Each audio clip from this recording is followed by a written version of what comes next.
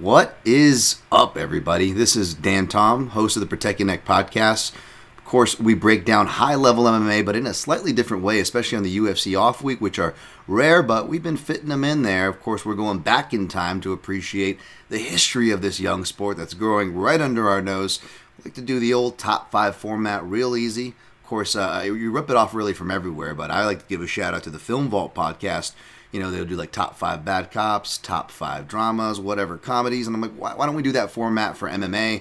You know, top five middleweight fights we recently did, top five southpaw. Shout out to Bill Welker and Fenyo. And I'm going to bring on another respected person in the space, analyst.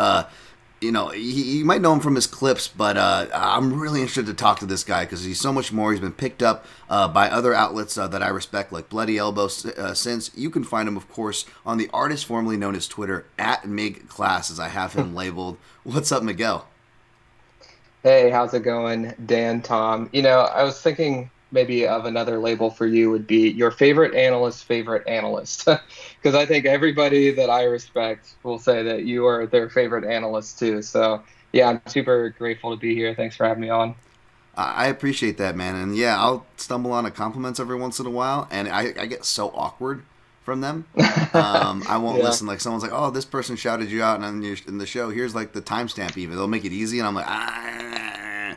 But it's much respect that I would even be considered in the names. I honestly am a fan of many of you. You as well, Miguel. We've talked in DMs. I've been a Yeah. big fan of your work, man. I try to share it out when I can because you put out such awesome stuff.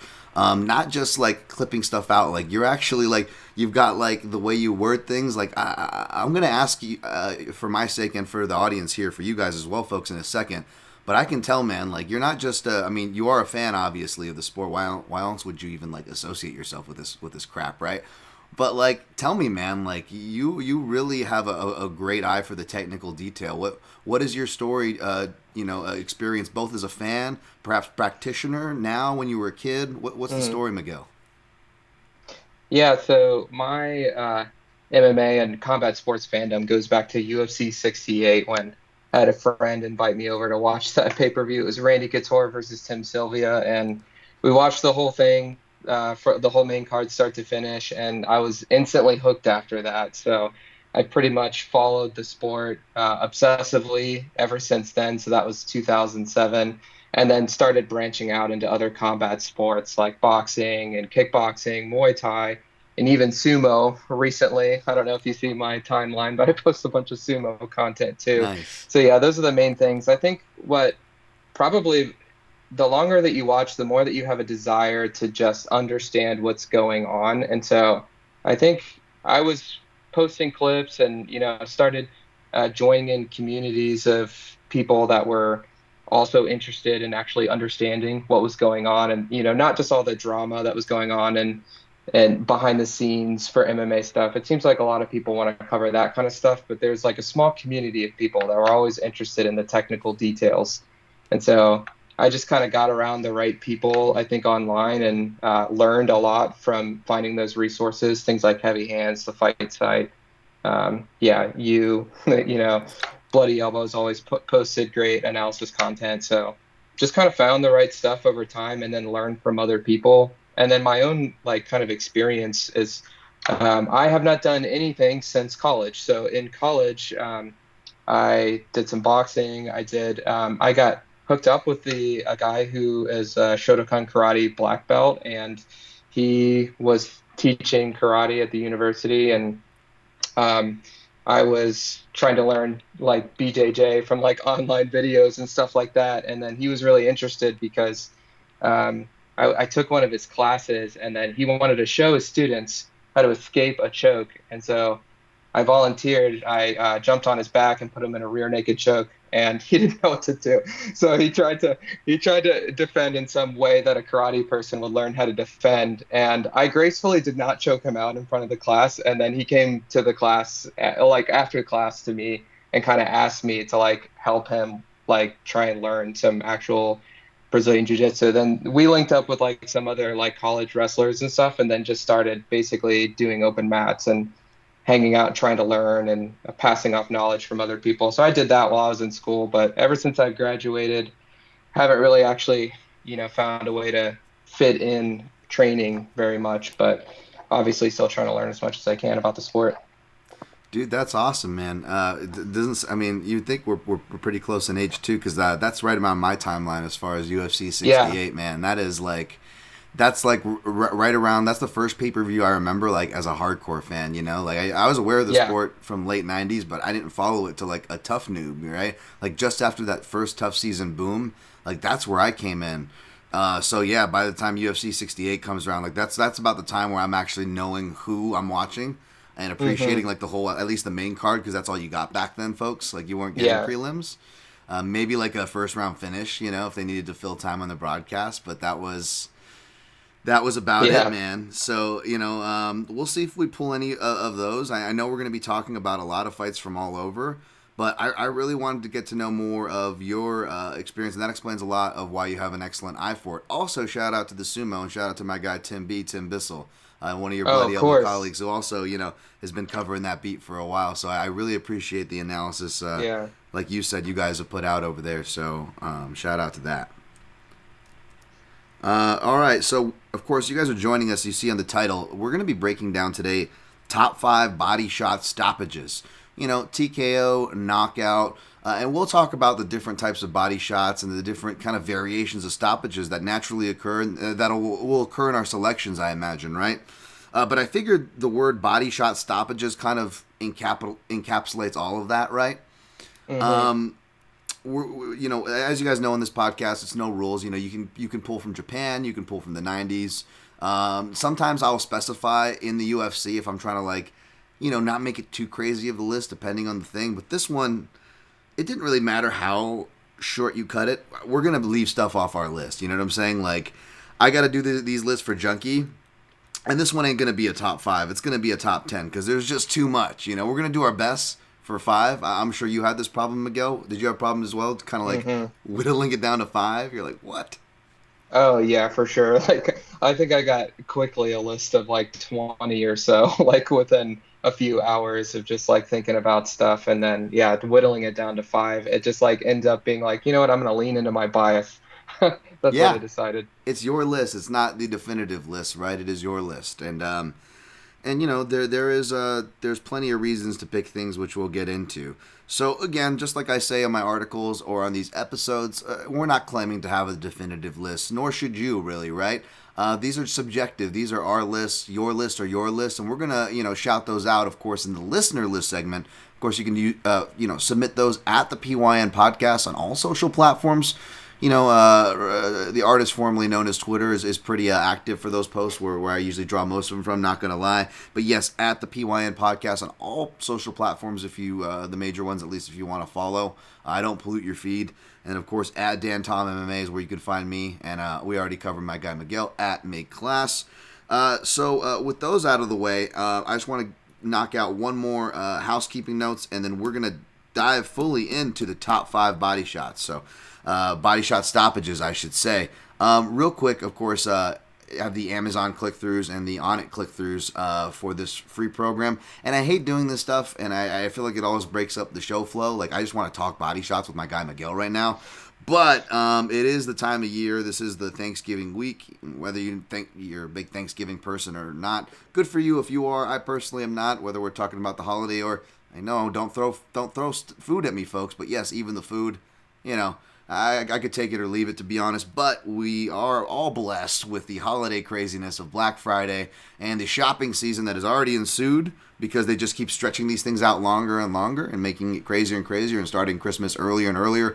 So whatever you celebrate, whatever you're shopping for, if you want to support this here free show, you go to my website, mixedmartialanalyst.com.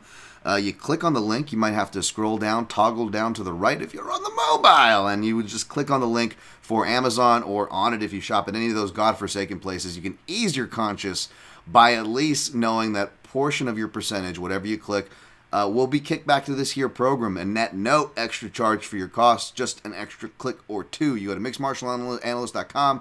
you click on it, or you click on Amazon. If you click on Amazon, it'll actually give me a list of what you buy. Don't worry, it won't put your name, your personal information. I won't be able to lift your card number. I won't be able to tell who bought the pair of vibrating nunchucks to have their David Carradine one night in Bangkok. Your secret's safe with me. It's a judgment-free zone. And I just appreciate you supporting the show, as I will try to semi-comically read off. Or if you want to donate straight up, eventually I might just do I should do a Patreon, and even if I do, I'd probably go like Kaposa style, and I wouldn't tell anybody about it.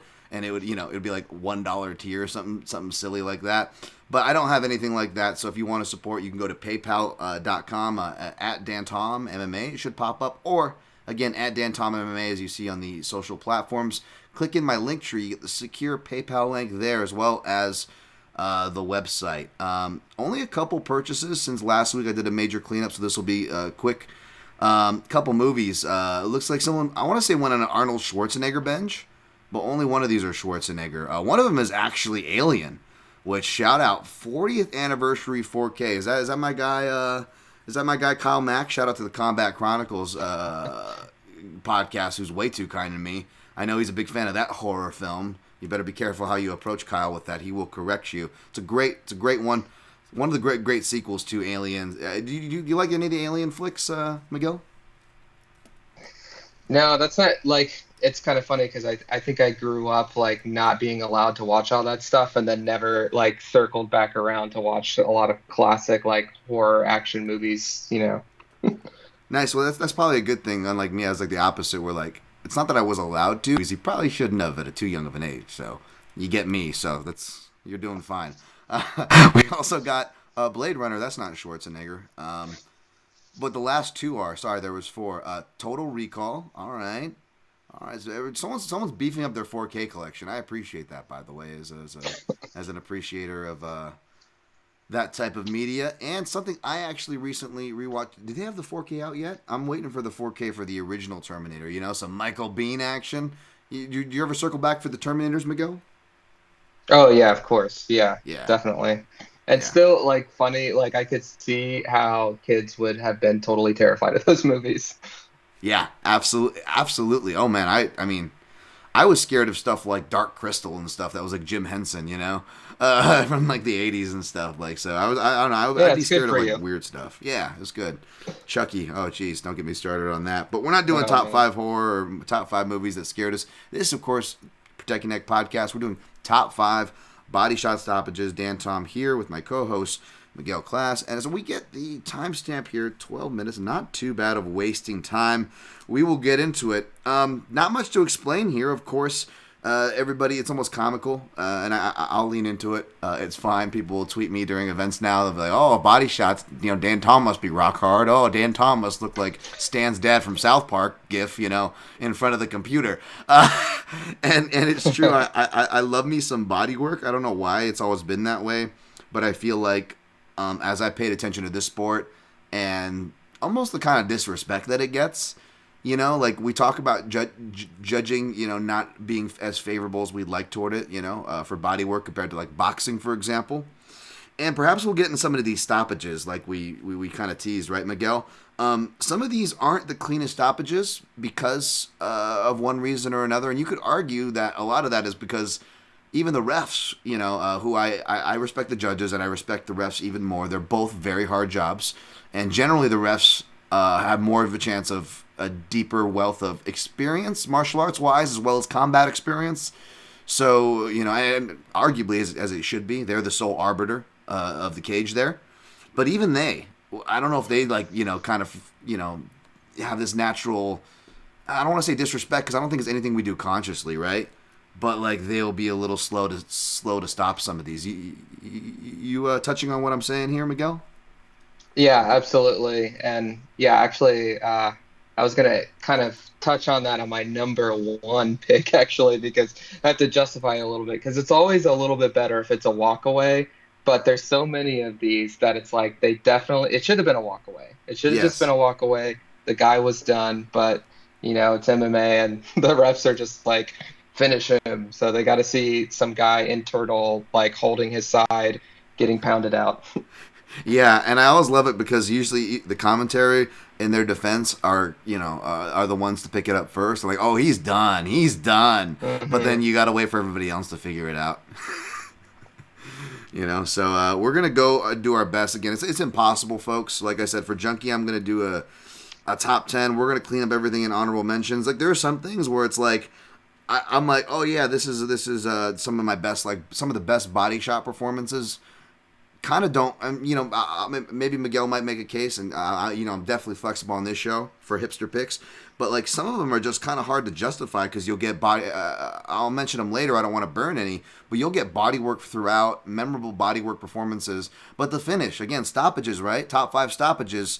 The stoppages was maybe another strike, even if it was attributed to the Hmm. body work. So it gets a little gray. We'll talk about that. It doesn't disqualify from it. But I did definitely great on that curve because you got to start splitting hairs. I mean, this is too good of a topic. There's too many good selections to pick. You kind of have to split hairs, right, Miguel?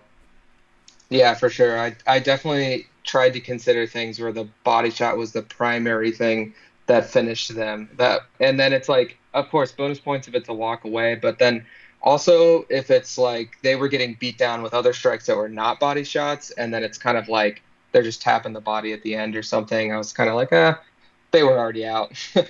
Yeah, and then sometimes the finishing shot, maybe we'll talk about some selections too. You remember distinctly as a body shot, but when you go back to rewatch the fight, you're like, well, that doesn't really count. They were already done, and it really wasn't body shots that Hmm. had them done. And I've got a couple of those selections too that didn't make. I thought was going to make the list early, even with the crazy selections, and didn't because of that. We'll talk about those as well.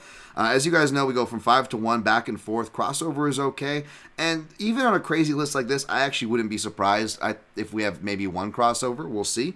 But I like to start off with number 5, and I like to let the guest start off. So, Miguel, I also feel like number 5 is actually, ironically, one of the more interesting choices on what makes my or the guest number 5 slot. It's that I treat it as the hipster slot, and that's how a lot of listeners treat it, which is nice to see you guys. I'll definitely address your list. But how did you approach your number 5, and what made your number 5, Miguel? Yeah, that's exactly how I approached it. It was like, what was the thing that I thought that people would not know that I wanted people to it's almost like a shout out pick, like I Yeah. didn't want this to be forgotten. So I snuck it in at 5. It's George Hardwick versus Dean Truman in Cage Warriors. So George Nice. Hardwick, if people don't know, yeah, Cage Warriors lightweight champ, and he's a body snatcher and one of the best in the sport right now. He's lost a little bit of steam because he lost on the Contender Series recently, and so it's kind of sad that he had to go to the Contender Series at all. But still, this fight with Truman was awesome. Only a couple rounds, but what really makes this body shot so awesome for me is the way that Truman shrieks when George Hardwick just sends a lead uppercut around his guard and catches him right in the liver. And Truman audibly shrieks out loud, immediately goes into the fetal position and drops down. And this is one where actually Mark Goddard, the ref, steps in right away. No follow up shots necessary. He recognized that it was done, probably because he screamed out loud and it was echoing through the arena there. But I really like these types of shots, because like an uppercut to the body is kind of hard because a lot of people when they sense a body shot coming, the natural response is to, go high guard, cover up, and bring your elbows down a little bit. But these like uppercuts can sneak through the high guard, like through your elbows or around them. And it doesn't have to be super hard, so you don't have to crouch all the way down like you would to get real power into an uppercut and kind of explode upwards. He just kind of whips it right into the liver, and it's enough. I love this one. When I was doing my the article, that's still pinned from the beginning of the year, the prospects to watch in 2023. Hardwick was one of the more obvious picks that I felt because like hardcore, Cage Warriors fans or people from that side of the pond, have been pretty familiar with him, right? But I just couldn't deny it. I'm a big bodywork fan person, obviously as well, and I remember watching that exact one. And yeah, you don't need a crazy dip. Even just that basic turning motion you get off throwing your two, maybe not even overcommitted to, and then you just that shift of the shoulders to that lead uppercut right around the guard. It was really a thing of beauty. It reminded me of just like and Ward, more known for what his left hook, right in those Gotti series, but like it gave me flashbacks to watching, a skilled boxer actually doing it, and those you still Hmm. don't see a lot as much as you'd like to in MMA, right? So that's an excellent shout there. All Yeah, right. one of the great things about it too is that Hardwick afterwards yells at the camera, "Get this man a pizza." It's like it's just like a great finish. He's so charismatic, and I wish he would. I think he'll end up in the UFC someday. He'll end up on the big show. It's a few things to adjust, but he's still one to watch for sure. Yeah, or if like Billy Quarantillo can't make a fight, and, even though they're actually different weight class now that I think about it, but they're doppelgangers, man. George Hardwick looks like evil Billy Quarantillo, puts the goatee on, Yeah. and maybe we could pass off there. But no, that's a great shout. Hopefully, we see more of Hardwick in the future on the big stage. That sucks about the Contender Series thing for sure. Um, my number 5 is another kind of a more lower key hipster one as well. This one I wanted on here. It's not like the most cleanest stoppage. Um, the highlight moment is he actually has to hit him more because again it's MMA, right? Even though he was already done, but Shane Shaolin Campbell does hit him with body shots, and Shane Campbell, of course. I love a guy who comes in, with Shaolin, Canada. You get some representation. You may have more. But Canada, you get some representation on the list here. Shane Campbell, he fought like a little bit of K1, some kickboxing, Muay Thai, but fought MMA. And this is WSOF, of course. WSOF 18 against, was it Derek Boyle? This is July, no wait, this is February 12th, 2015. So almost 9 years ago. This, of course, is the Hadouken liver kick. This is a front kick to the liver. There are there's punches to the body, right? There's kicks to the body. Depending on what side, if you hit someone's right side, that's their liver side. You can, of course, hit that with punches. You can also hit it with a front kick. And, of course, Shane Campbell stabs Derek Boyle with a front kick. And he goes to one knee and it hurts him. But it's one of those things where it's better than... And even my crappy ass, and I feel crazy even being able to say this after my sparring session today, my first one, and probably like this whole like last 2 quarters of the year, 3 quarters of the year, and boy did I feel it. Boy did I feel embarrassing. Boy did I look embarrassing, right? But even my ass, especially as a guy who's a southpaw and loves to work the body, there's been a couple times, and you never try to hurt a partner, but you do go harder a bit to the body and legs in sparring, and sometimes you'll hit it just right, and you'll see them react. And I can only imagine doing it in a fight, but actually doing this in live with an actual fighter, a trained martial artist, and being able to get that organic feel, there's something about it. There's a flow of the fight that is hard to see. You can see from the outside through a monitor, through the cage corner, but ultimately it's the fighters that understand that. The fighters kind of can even know when each other is hurt, right? There's a certain sense that you might pick up on it before the commentators, before the general public, because you're in there and you can feel it. And not just you can feel it, but there's a certain feeling when it's to the body. I mean, I don't want to speak for everybody. I love sex. Sex is awesome, but man, it's as good as sex. It is as good as sex. Watching somebody go, oh, and you see their right arm start to drop and cover, and you just know.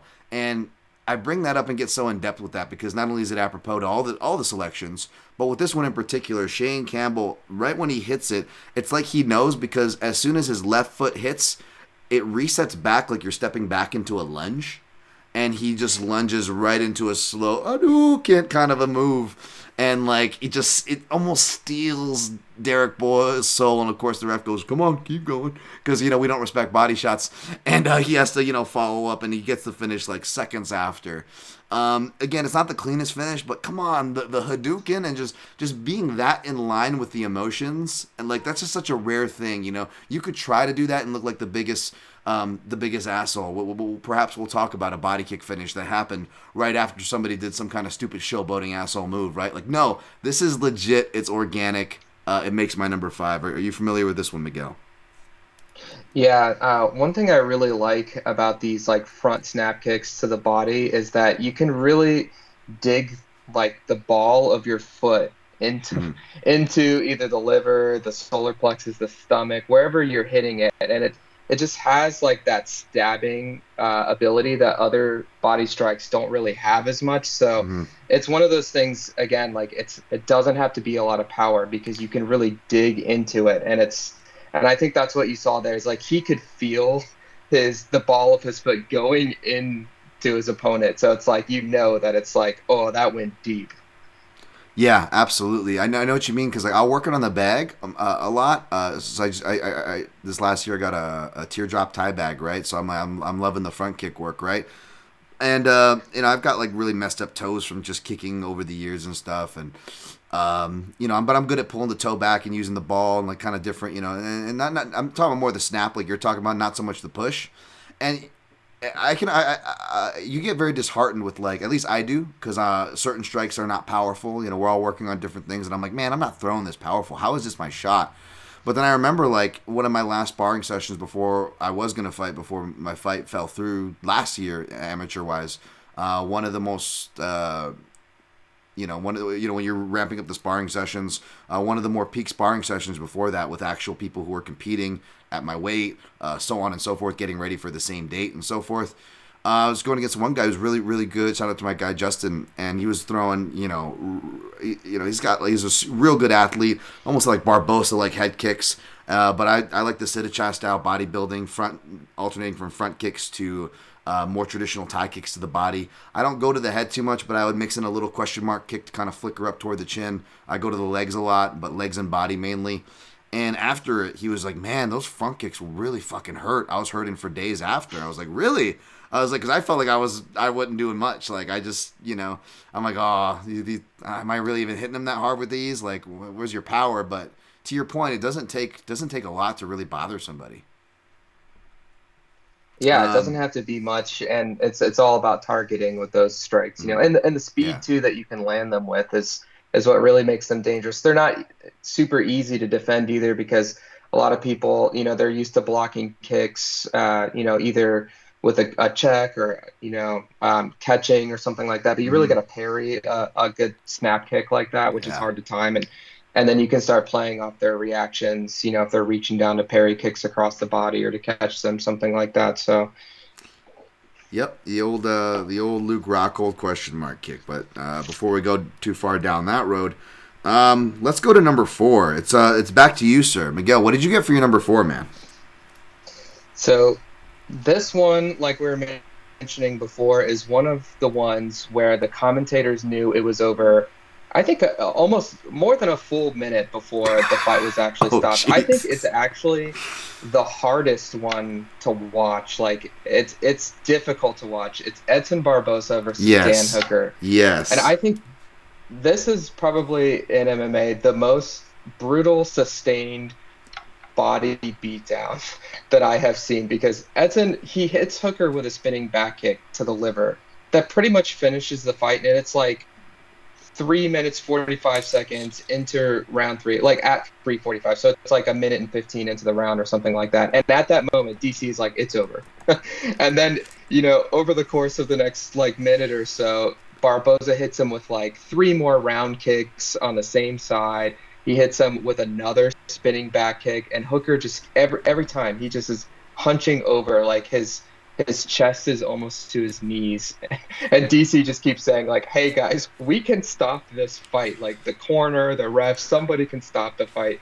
And it's like the crazy thing is like even when Barboza gets double collar ties, nails him with the knee to the body, the thing that and another spinning back kick, the thing that ends up finishing him is just that left hook to the liver that finally just crumbles Hooker. So it's like it's a sustained one, but then it's that really awesome just leaning over, digging the left hook to the liver and just touching it, one more final time, touching the button.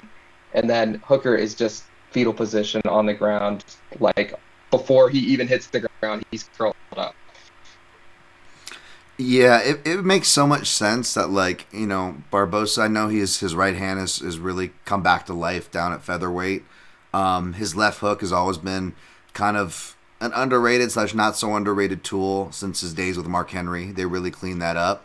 But it makes so much sense that the guy would get good at throwing that left hook to the body because again, he has the natural right hand of the head, And he obviously has the leg kicks, for that classic Dutchy combo. Not that that's his thing, like an Aldo, so to speak, but because of his multi-layered attacks and the way they all kind of attach together, the right hand to the switch kick to the body, that left hook, man, it just, you forget how menacing that is when he wants to go to the body to that. And yeah, you've seen it a bit since, but that hooker fight is easily the most brutal selection you could choose. We'll get to it. It didn't make my list because I feel like it doesn't end in a similar way. But I feel like I'm fairly confident that I would have what would be the number 2 behind it. But it's a clear number 2 behind it because Barbosa Hooker is a clear number 1. That is a brutal one. I'm glad you had it on your list. Yeah, there's just something. It's amplified by just the toughness of Dan Hooker, right? Like I can't think of many other people that would have survived, one or two of those like just perfectly placed spinning back kicks to the body. But it's just the craziness of Dan Hooker to just basically be a zombie marching forward towards Edson Barboza, waiting to get executed. I mean, Yeah, absolutely. That's a really good one. All right, so we've got 2 body punches so far for those keeping track at home from Miguel's list, right? 5 and 4 different types of body punches. The lead hand uppercut, and then a multiple body assault, but that left hook to the body by Barbosa. I've got a body kick with the left foot, the stab, right? And I'm gonna keep my own trend of this, and my number 4 is also gonna be a body kick KO, Miguel. Now, Miguel, this is one that's tough. Like everyone knew. I mean, I already hit my quota for one liver kick technically with the Shane Shaolin Campbell, but everybody knew and was asking what's going to be the liver kick. Liver kick. Your more middle kick, classic style Thai kick, Thai style roundhouse kick. I'm trying to use all the different descriptors that I've heard people kind of use for it, just so there's no confusion of what I'm talking about here.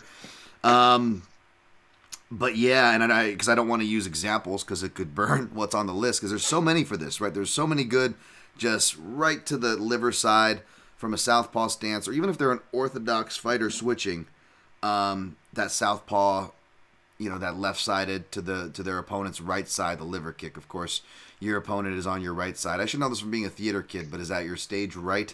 Or would that be stage left? But yeah, the point is it's on your right side, folks. If you're looking for the geography, if you will, for where that liver is located. And for mine, I went with the classic guy in Mirko Krokop. Okay, so he made my list. And with Mirko, especially if you're not going with this kickboxing, this is body shot stoppages in MMA, folks. You could go with his first top 10 win, which was a big deal against Heath Herring. But when you actually watch the performances and the finishes, and for what it's worth, what it means as well, even though it may not jump off, I went with his Pride Critical Countdown 2005 victory over Ibrahim Magomedov before the Magomedovs were the hotness. Ibrahim Magomedov, not as well known. But of course, he actually did a lot of training over in, with a lot of Dutch strikers and whatnot. And perhaps you could actually maybe credit him for guys like Fedor going over and kind of rounding out their sambo. And, I know Fedor, wild casting punches. I know he, older, out of shape guy for your newer fans that unfortunately only saw the latter part of Fedor's career. But Fedor definitely made his rounds outside of Russia as well. And I think he followed suit by guys like Ibrahim Magomedov, who Fedor was in his corner. And this was, Mirko Krokop's win streak to get to Fedor Emelianenko. He had some stumbles like against Nogueira and whatnot. But, this is after he beat Fedor's brother, Alexander Emelianenko. And this was kind of the last one before the final boss. Ibrahim Magomedov was the last one before the final boss. This was the fight that earned him a rematch, or not a rematch, but a match with Fedor Emelianenko, which would be one of the best, if not, I have it ranked, and most people do, is one of the best heavyweight fights of all time, right? Mirko Krokop versus Fedor. And it was great because you forget, and especially those of us who, even if we were around, we weren't around as hardcore at the time, like myself, right? And you forget how much it was built up. Like, they were building it up almost as if they knew, which they didn't, folks. But you hear guys like I respect, like Mauro Ranallo, talking about it. Like, this was the fight MMA was looking forward to, and this fight actually sets it up. It's a really beautiful fight where, Mirko Cro Cop, I've talked about before, he has underrated boxing fundamentals. The guy's not, some Mayweather out there, but when you really look at his fundamentals from his footwork, his circling, his counters, they really quietly kept him alive, especially in his more advanced eras where he was not relying on his kicks as much, right? But this is 2005. This is prime. This is prime Mirko Cro Cop, and he's actually doing like Conor McGregor, like inside angle slips and left hands. He's drawing out the right hand from Magomedov, who actually looks like a really good striker, both for the time and especially for the division. Again, he wasn't just a sambo guy. This guy actually went and trained with Dutch style kickboxers and was more than ready to trade with Cro Cop. So it wasn't like a typical gimme like his other fights. And he does the whole repertoire: the legs, the body, the head, the inside angle, Conor McGregor counter cross. Like, it's a great southpaw performance.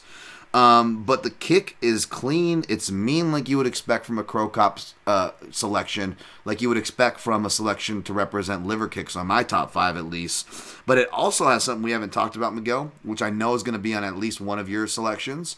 But it has that the delay effect, which you get with the liver shots. You get the body shot delay. It's a specific thing with livers.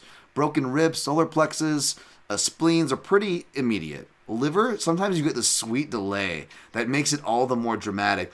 And Ibrahim does that typical thing where he backs off and he just, you just see him crumple and go down. And that's all she wrote. You get a beautiful, you get a sweet, pro wrestling style exit. You can actually watch the end of that fight and you get some sweet, Fedor comes out with his belt, and it's this respectful thing to build up what would become one of the greatest heavyweight fights. Long-winded, but that's my number 3. You are speaking my language because I absolutely adore Cro Cop. He's one of my favorites. I mean, obviously, his we know him from just being one of the greatest kickboxers in MMA. Even as a heavyweight, technically, his striking stands up to what heavyweights are doing today. Obviously he was a successful kickboxer, but even just what he was doing in MMA, you're talking about, his footwork, his ability to just draw people into counters.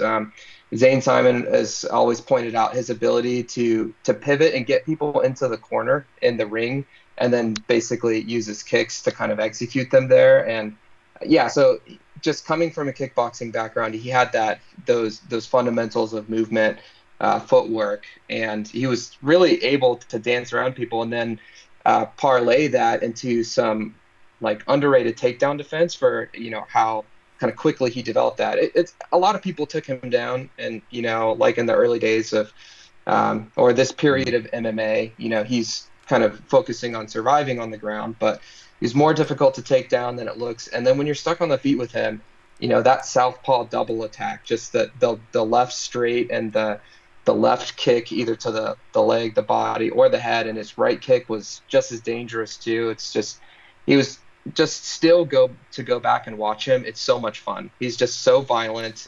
He's so skillful, and especially in a ring and during that period, it's just he was made to fight in a ring in Japan, in Pride. That was his whole thing. And I really love this finish that you took because of what you're talking about, that delayed reaction and the way Magomedov starts to reach for his liver, and he's it's you can't do anything about it, but it's just this natural response. You want to just hold your side, and it's it doesn't help or anything, and then he just crumbles. And yeah, this is one of the ones where it actually is a walk-off, right? Cro Cop didn't have to follow up or anything. Even a serial killer, from a slasher film, to finish the job, and the ref thankfully pushes him away before he makes contact.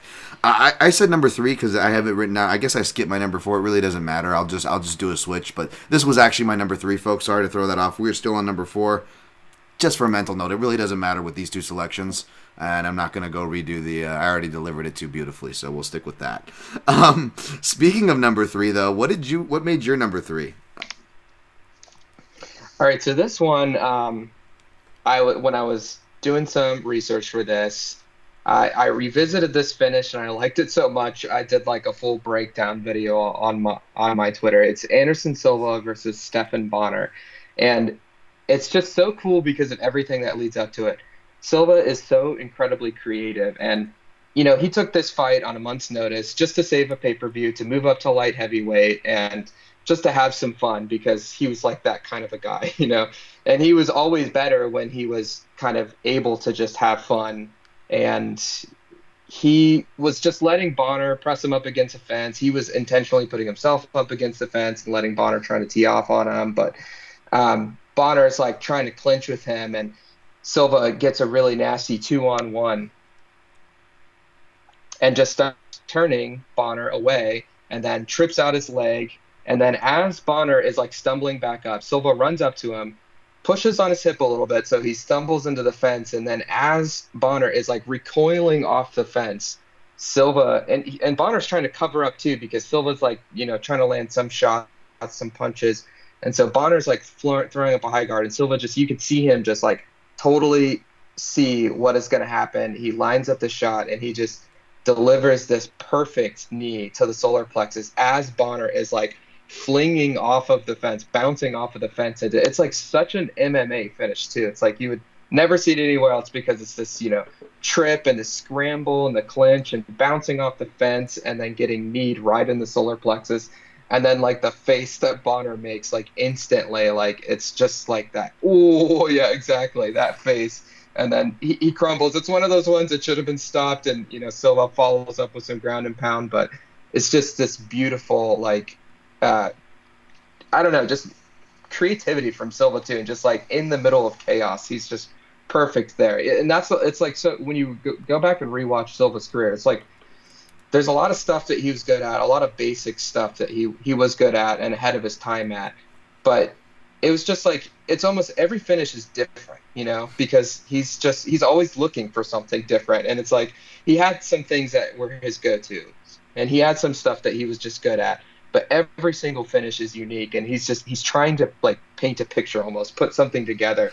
That's why sometimes some of his fights could get a little bit weird because he's waiting for that, and he's waiting for his opponents to make the right mistake or to do something. But yeah, he's just an artist basically. That's kind of how he fought. And I don't he's a one that may be tough to rate all time, but just Right. he absolutely stands up just technically, like when you go and watch him. Absolutely. I rated him pretty high all time, and self admittedly, just because I come from that era, and he really like we were recently talking on an MMA junkie, and like I didn't have like Hoist or Ronda even on like my 30 greatest fighters list, obviously I had Anderson on there, and Anderson can be a weird guy to rank. BJ can be a weird guy to rank depending on who you're asking and how you look at his career, obviously. But I did make an argument even with, and I said, BJ, Anderson, and Ronda, even though I'm not a big Ronda fan and didn't have her on my list, I was like, you could put those names up against any of these lists of people you could think of greatest fighters, and they're at the top of it if we're talking about fighters who gave you that woo-woo, what's going to happen, that crazy thing in the air, good, bad, sad, like you knew something was going to happen, like it gave people a feeling, gave you a feeling probably, if not, it gave the room a feeling, and they're some of the top fighters, whether you're fans of them or not, you really can't deny that effect they have, because even really good, technically great fighters, and you might be really into them, and that brings your excitement or my excitement, of course. But there is that weird kind of mythical level. Fedor, obviously, is right up on that list too. If we're talking about, just greatest in general. But yeah, Anderson is right there, man, and he was an artist. It's funny. There's probably three selections, and I don't want to burn the other fighter because there's a bunch from him. But outside of that fighter, Barbosa Hooker and Silva Bonner are the two ones where I was like, ugh, I really got to make this, it's not on my list, so you're not burning any for me. But I'm like, that's got to be on my top 10 list when I do the top 10. It's got to be on there. And so I'm really glad that you have them on your list, in other words. So hopefully people won't go too hard on me for mine, because you are filling in the gaps beautifully here, Miguel. Yeah, and like I said, I leaned heavily into my bias, and like I said, I started watching in 2007, so right at the beginning of Anderson Silva's reign. So, and like it's kind of incomparable to describe what it was like, because even as an immense Silva fan, I always felt that he was vulnerable. Like you're just waiting, and there weren't a lot of, dominant champs at that time. He was the one that, was accumulating him and GSP Yep. alongside each other, accumulating the most. But GSP, it was like you went into the fights expecting him to do what he was going to do and win. But Silva just had this like Yeah. you didn't know what was going to happen, and it's like my heart was racing because I always felt like he could lose, even though it's like you would think, well, he's so dominant, he's going to find a way to finish it. But it's like even in the midst of it, like he always like is showing some like vulnerabilities and things like that that you think, like Travis Luter's taking him down and stuff and mounting him and landing strikes, and he goes for a bad armbar and stuff, but that like kind of thing makes you think, or Dan Henderson is winging bombs at him and landing them on his chin. He took him down in the first round too and was able to Yeah. stay on top of him. So you always feel like there's like this vulnerability there, like that he could lose, but then he just like finds some crazy way to finish his opponent. Absolutely, and I like that. Like you went back to watch, because that's something that I try to tell people, and you can speak to this because like even like you can watch ones you don't know, like in research, right? But then even it's people are like, why are you gonna waste time watching one that you do know, especially a classic? You've seen that a bunch of times. Like yes and no. Like you, I'm sure you went back to watch it for this, and like you said, you were inspired enough to like clip it out. That wasn't the first time you saw that fight, Miguel, right? You've seen it a bunch of times Oh yeah. before. But sometimes you have to go back to watch it to really see where it hits with you, right? Yeah, exactly. And I all the time go back. I mean, I think that's what people don't realize is like there's so much going on in a fight that even if you've seen a single fight, like and this is what I basically try and do on my Twitter is like you take different just sequences and then you break them down like, as you can do it a frame by frame or in slow motion or something, and that's the only time you can really like get comprehend and get everything out of like a complicated exchange. And that's what I had to do with this one, because it's like you remember the finish but I didn't remember all the preamble, all the stuff that led up Right. to it, or like how he set up that position in the clinch to get the trip. And then I missed completely that after he stepped behind to do the outside trip, Bonner doesn't exactly fall, and as Silva's falling, he catches the leg with his hand. So he grabs behind Bonner's leg, just to do the final piece of tripping him out. And it's like just that super cool instinct that you see from Silva. But yeah, there's always things like that you miss, like unless you Yeah. go back and really break it down. Absolutely. That's a great shout. That's a great shout. All right. So my number 3, that is going to be my number 3 for the show, but was originally my number 4. You could swap these. They're completely different ones, right? So now we've got Miguel for his number 3. We've got him down in the lower extremities, phrasing, right? We've got it using the knee, right? Mine have been all kicks so far, right? Um, there's some knees in this one, and that's another reason why you watch it with the body shots. And not that like headshots, there's nuances in everything, to Miguel's point, right? Like the headshot, it's we see more one shot KOs by head than body, sure, but those are set up by something. And not only do you have that setup context as well that goes into the body shots, but you also have that attritional aspect too, right? To where the finish might not have been from one strike, but they might have been hit by like some other key different strikes at different parts of the body at different points of the fight. And this one you get a bunch of different stuff. You've got knees, you've got body punches, but this one is a ground and pound body stop. One that came to mind was a really popular title fight of a fighter we may have recently mentioned at welterweight. I think that one comes to mind. But when I went back to rewatch that one, I don't want to burn it in case someone wants to make a case. But I felt it was more of the traditional ground and pound. Whereas this one, you get body ground and pound, you get body elbows. That's right. It's Little Nog, Antonio Ruggiero Nogueira, defeating Tito Ortiz at UFC 140, which I believe was Machida Jones was headlining that card. And yeah, Little Nog just came out, and I'm not sure what the odds were on this one, but boy, did he just put it to Tito. Tito pushes against the cage for like the first minute or so. But as soon as Little Nog can create separation, he times maybe not Anderson Silva on Bonner that we recently went over, but it was a really good knee, and it might not even have been as good as Machida on Ortiz, but of course Machida, kind of showed that Ortiz with his big head, like he's hard to knock out with the head. You've got to go like crazy Chuck Liddell flurries, but if you go to the body, which Chuck didn't need to do, but Little Nog did, he actually was able to crumple and drop Tito a lot sooner. Now the fight doesn't get stopped because again it's body shots, and everyone's like, oh, it's just body shots, they don't hurt. Tito's actually like done from that point on, and the ref just lets him just keep taking beatings. Like Little Nog is literally like working each side. Like, let me work this side with punches, this side with punches, this side with elbows, this side with elbows, and Tito is just in agony. Like you almost see the ref like go like, oh wait, should I treat this like a verbal tap submission? Because it either goes, you're dead, make it stop, knockout, how most MMA, especially if you're in commissions like Texas or Brazil, still go by for their stoppages. Or it's like, are we in submission territory? Like, again, it's, for some reason, when it comes to ground and pound and body shots, that's where you see some of the most egregious stoppages happen, when they're involving one or both of them, right? And this one, you get both of them. It's not an egregious stoppage. It's not recognized that way. I'm not necessarily trying to make that case. But the point is, the body shots were so crippling that Tito, and this was like a classic thing of Tito, like he really stretched out his last contractual fights with the UFC. And he was doing a lot of the classic Tito things like, oh, I had I would have been better for my L7. I was dealing with an L8. I just want to thank the crowd because they know I was dealing with my L10.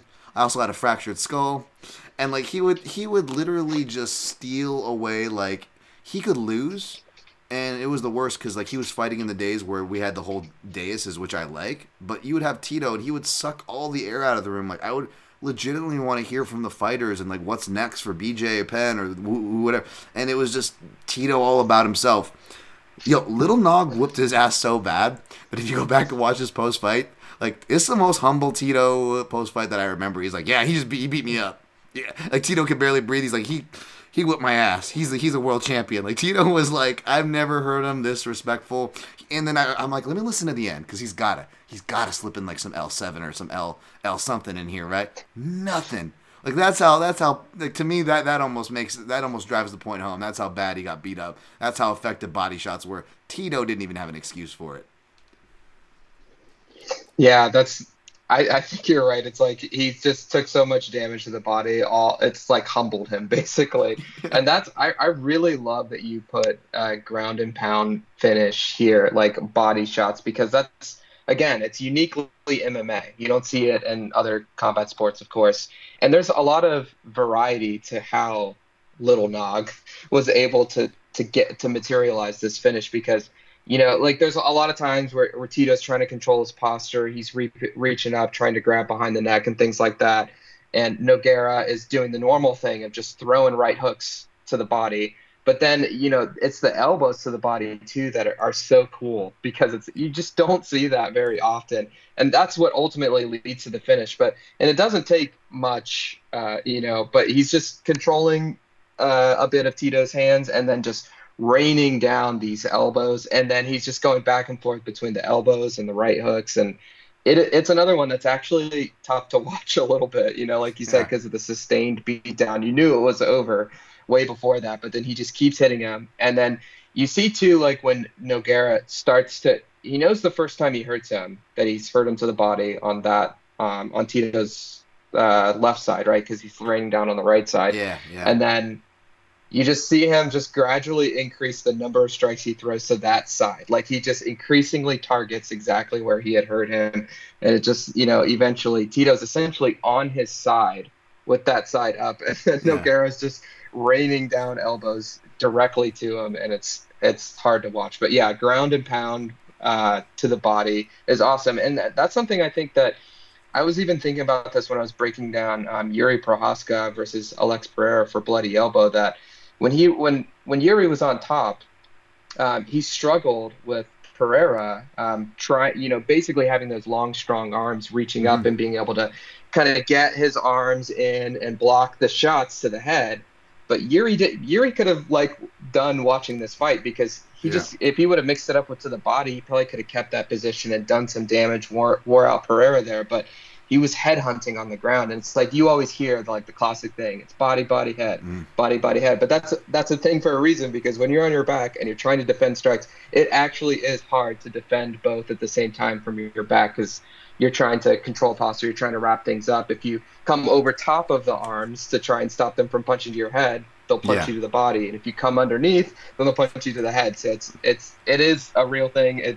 No matter how much you hear it, no matter how classic it is in MMA, it is just the right strategy for ground and pound. Oh, Yuri especially, because that's a great parallel, because he's got long arms, and long arm guys do the best body ground and pound, violent ground and pound slash body ground and pound. Like, go watch Rick Glenn in WSOF, his older fights. He is some vicious ground and pound. You see Shaft Cat. Yeah, Shavkat. Yep, Shavkat. Also coming out of that gym, or trained in that gym before Usman. If you watch his fight with Burns, I think I just randomly off the cuff called it like almost like a waterfall punch, like the way you came down with it, and he would just kind of punch down into it. And like it forced a similar reaction from Tito, who was actually, I think he's originally hurt on his left side / sternum, because on the replay, the knee that Little Nog lands, like even commentaries, like I wouldn't even be surprised if that thing cracked a rib, and and that was standing before any of that took place.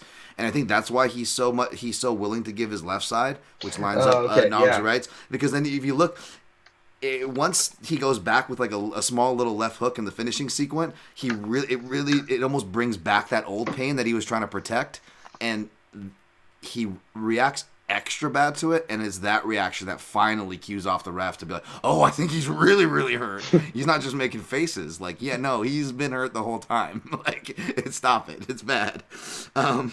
But yeah, that was my number 3 to cap that off. And another thing about the Yuri example, which was good, that guy knows how to go to the body, because that's kind of how he finished Glover. He submitted him, but Glover himself goes, it was actually the body work from Yuri in previous rounds I couldn't recover from.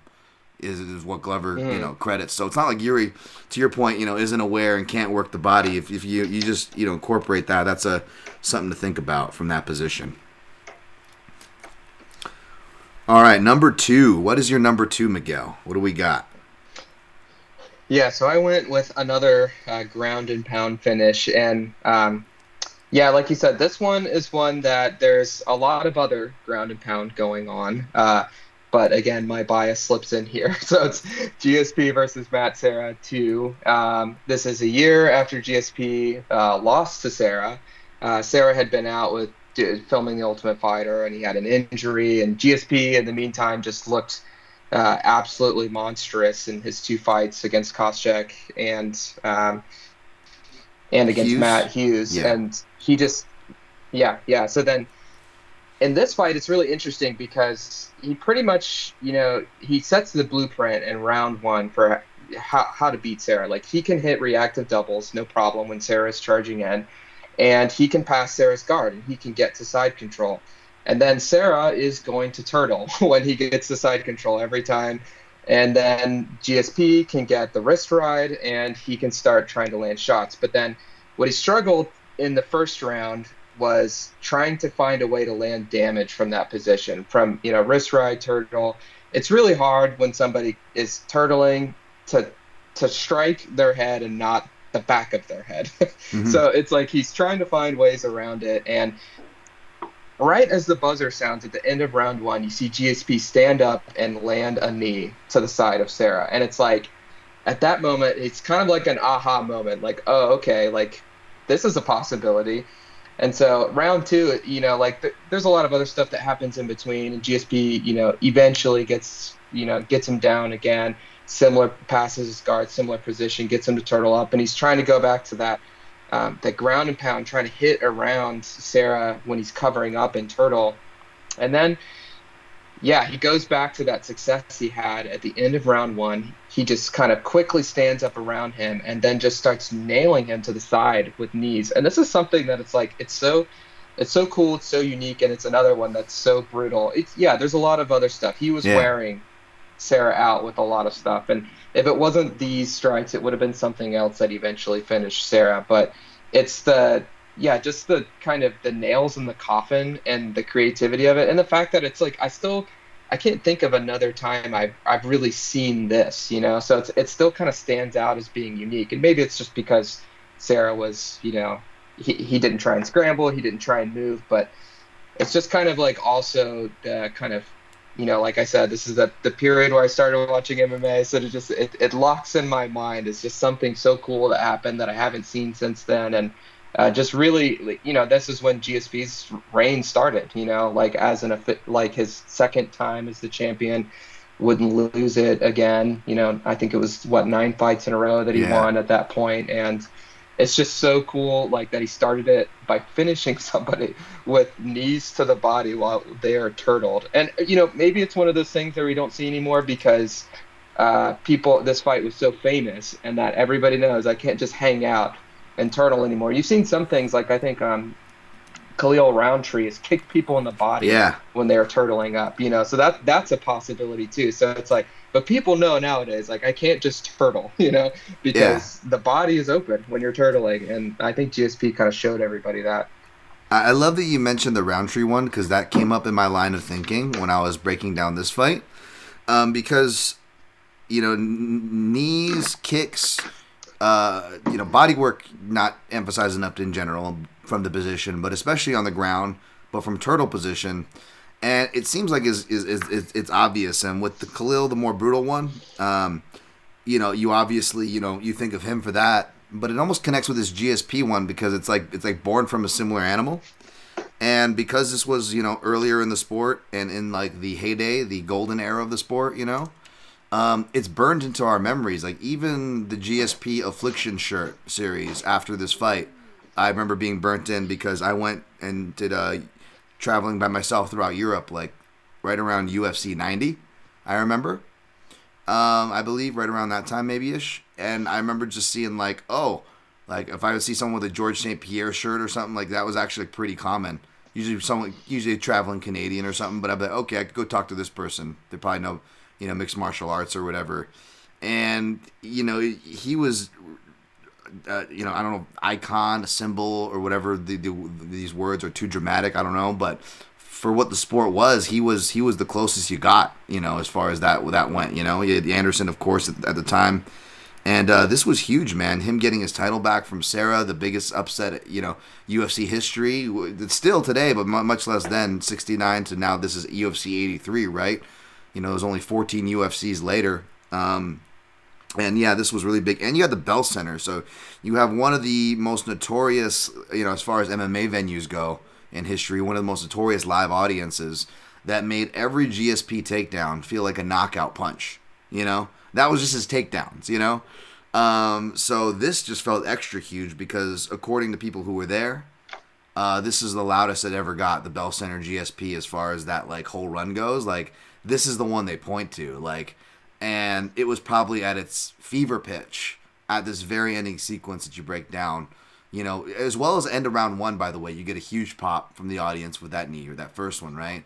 But then the finishing one, it was just brutal. And like I get why you don't see people reenacting BJ Penn versus Rodrigo Gracie or Renzo Gracie, where he's doing those weird in both those fights, those half guard knees where he's using the BJ Penn flexibility. You're like, okay, that's a weird BJ Penn thing, but you're like,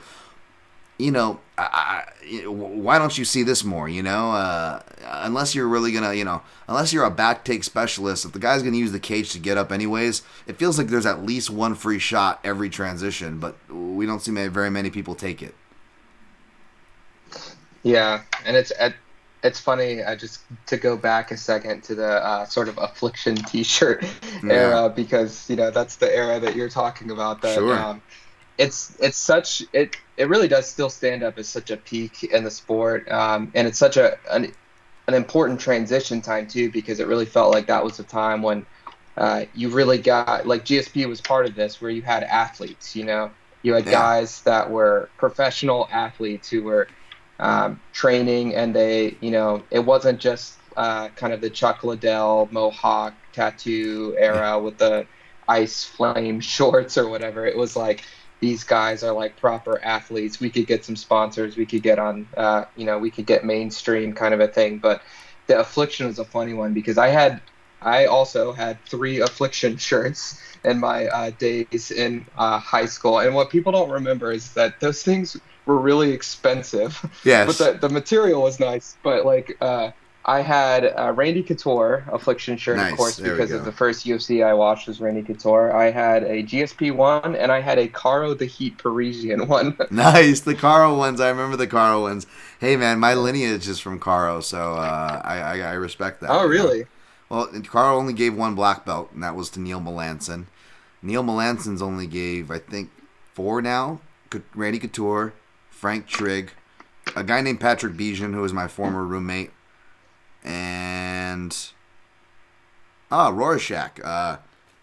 He's a long time big upset win over Bill the Grill Cooper, one of the first EBIs back in the day. But yeah, Rorschach. His name's Jake something. I'm forgetting. Sorry, Jake. But yeah. But that's yeah, and then because Neil trained at highest stand, which of course was Gokor Trevichen and of Gene LaBelle. So you have the judo and sambo. Hence, you get a lot of the leg locks and a really tough gym with some very, very interesting stories back in the day. But yeah, sorry to Yeah, that mention is that. That's interesting. cool. I didn't That's know that cool. that was your lineage there. Yeah, Yeah. it was Caro was like one of my early favorites just because it's like I think seeing somebody get thrown is like still to this day like Yeah. this is why I got into sumo too. It's like still just like one of my absolute favorite things to see is It to is see cool. somebody just get tossed and just a few UFCs after I started watching was UFC 71, which was Quentin Jackson versus Chuck Liddell, and the co-main was Carl Parisian versus Josh Berkman, and he just tossed him around in that fight, and it was just like one of Remember the that? coolest things I'd Yeah. ever seen. I remember that. George St. Pierre and Caro is an underrated fight too, folks. By the way, and you see some Oh, underrated I Turtle love that tactics. fight. Like Caro actually almost wins the fight from Turtle. He almost does a turtle sweep to a kick to a Kimura. Is beautiful. It's a real fun, real high level for the time grappling exchanges. Young GSP. No, that's great, man. We're gonna move it on to my number two. It definitely doesn't involve any classic fighters like that. It's just a really cool knockout. Now with the Shane Campbell one, I was like, oh, I'm already thinking ahead of my article. I'm like, okay, someone already had to have clipped this one, right? And then, of course, the first Shane Campbell knockout is this one. I don't know if there is, but I'm gonna make one because and I already know the title of the tweet. It's just gonna say this knockout is not talked about enough. And it's not even that crazy or that long ago. It shouldn't be that hard to remember, but I feel like we should still be talking about it a lot more. And that is CR Bahadurzada defeating Luan Chagas. CR the Great. Afghanistan, baby. Oh, yeah. Of course, this took place at UFC Fight Night 128, April 21st, 2018. Was that the Cub Swanson Frankie Edgar fight too, I believe, maybe in New Jersey. I don't know. But yeah, CR Bahadurzada, people that don't know, this is a Afghan refugee. He came up though in the Dutch Netherlands MMA scene. So even though he definitely was a more Muay Thai sprawling slugger, would be the best way I could describe him off the top of my head. He did train with a lot of Dutch Muay Thai folks, so I mean, this guy could go to the body. He went to all levels. He wasn't pretty, but he could strike, right? He had the durability and the knockout power, which are prerequisites if you've got sloppy technique. Again, no formal wrestling in like Afghanistan or anything like that. This guy came on MMA Junkie Radio though, and again, especially this time of the with everything going on in the world, parts of the world is some of the most amazing. Some of the not most amazing because there are some horrific stories, but some of the most eye-opening things you could do as a human being if you yourself do not have the experience or cannot go to these places or substitute that obvious experience. Man, does he make me feel grateful for the privileged upbringing I had with the stuff that this guy had to see and go through. And I only bring that up because it makes you almost more of a fan of these people, at least for me, somebody that goes through real life adversities and crazy stuff. And I don't know who this guy is as a character. I just knew that he was a really fun fighter to watch that went through a lot of stuff to get there. Luan Chagas was, he had a cup of coffee in the UFC. They brought him in for some Brazil shows. I think he had a memorable draw that he probably shouldn't have with, I believe, Sergio Moraes to start his career. This came after that. And I believe Chagas was even favored. Bahadurzada was kind of inactive. But and you get a really fun fight. Like I believe the finish is coming around 2 or 3, but you can watch this whole fight. It's a good watch. And it's pretty back and forth. But Bahadurzada comes out in round 3, and again another liver shot, which I don't have to apologize. You guys should expect from me, but I am double dipping with the front kick here. But this is why, because you get the front kick liver shot, right, and you always hear the timber on a knockout, right? It can almost be played out. But this is like number one if we're talking about timber knockouts for me, because literally Chagas doubles over holding his belly and just slowly timbers forward. And it would have been a clean tree fall timber if Bahadurzada doesn't decide right in the middle of it to just get a quick uppercut. And he actually knocks him unconscious on the way down. And I know that's not a body shot, but the fight was already done. And the fact that he was able to steal in a body shot in between him hitting the ground and before the ref could get there cleanly for a sloppy striker, like, it was just so beautiful. It's just such a crazy knockout, and he would have hit the ground just in pain like all these other stoppages we're talking about, but he just hits the ground and he just like is just knocked out unconscious while like frozen holding his belly still. It's so crazy looking. Do you remember this one, Miguel? Yeah, of course. This is another one I revisited in anticipation of this, and it's like the uppercut that he lands on him that puts him unconscious. It's like almost a mercy because then he doesn't have to stay conscious and feel the pain of his liver shutting down. It's like it's better to just go out at that point. But this has all the elements like we talked about with the other front kick to the body that are just perfect, where it's like he lands perfectly with the ball of the foot on the liver, and it's like stabs him. And then you see that delayed reaction when he drops down. And also, it's the perfect thing where he tries to defend it. He thinks some sort of a kick is coming, and he's raising his leg, and the front kick just pierces right through like all of the defenses and finds the target. And it's so hard to defend against. And he was throwing a lot of other body shots here too, so it is a little bit of accumulation, and but Yeah. it's that perfect one there too that just like digs the ball of the foot into the liver and just shuts it down. And then thankfully, mercifully, he puts him out cold with the follow-up shot so he doesn't have to sit there writhing in pain. Yeah, man, it was crazy. This was his last win too, the last UFC win. But what a win it was. He's a bald Afghan guy, and he had kind of a belly. He almost looked like that yellow bastard from Sin City. And so it made it. And I'm not trying to be mean. I say that because for me, it makes you extra endearing to me when you don't look like a traditional like beefed up fighter, and you're just going out there and just like wrecking people and not afraid to just swing with people. I don't know. He's just one of those weird cats that I love to watch fight for whatever reason.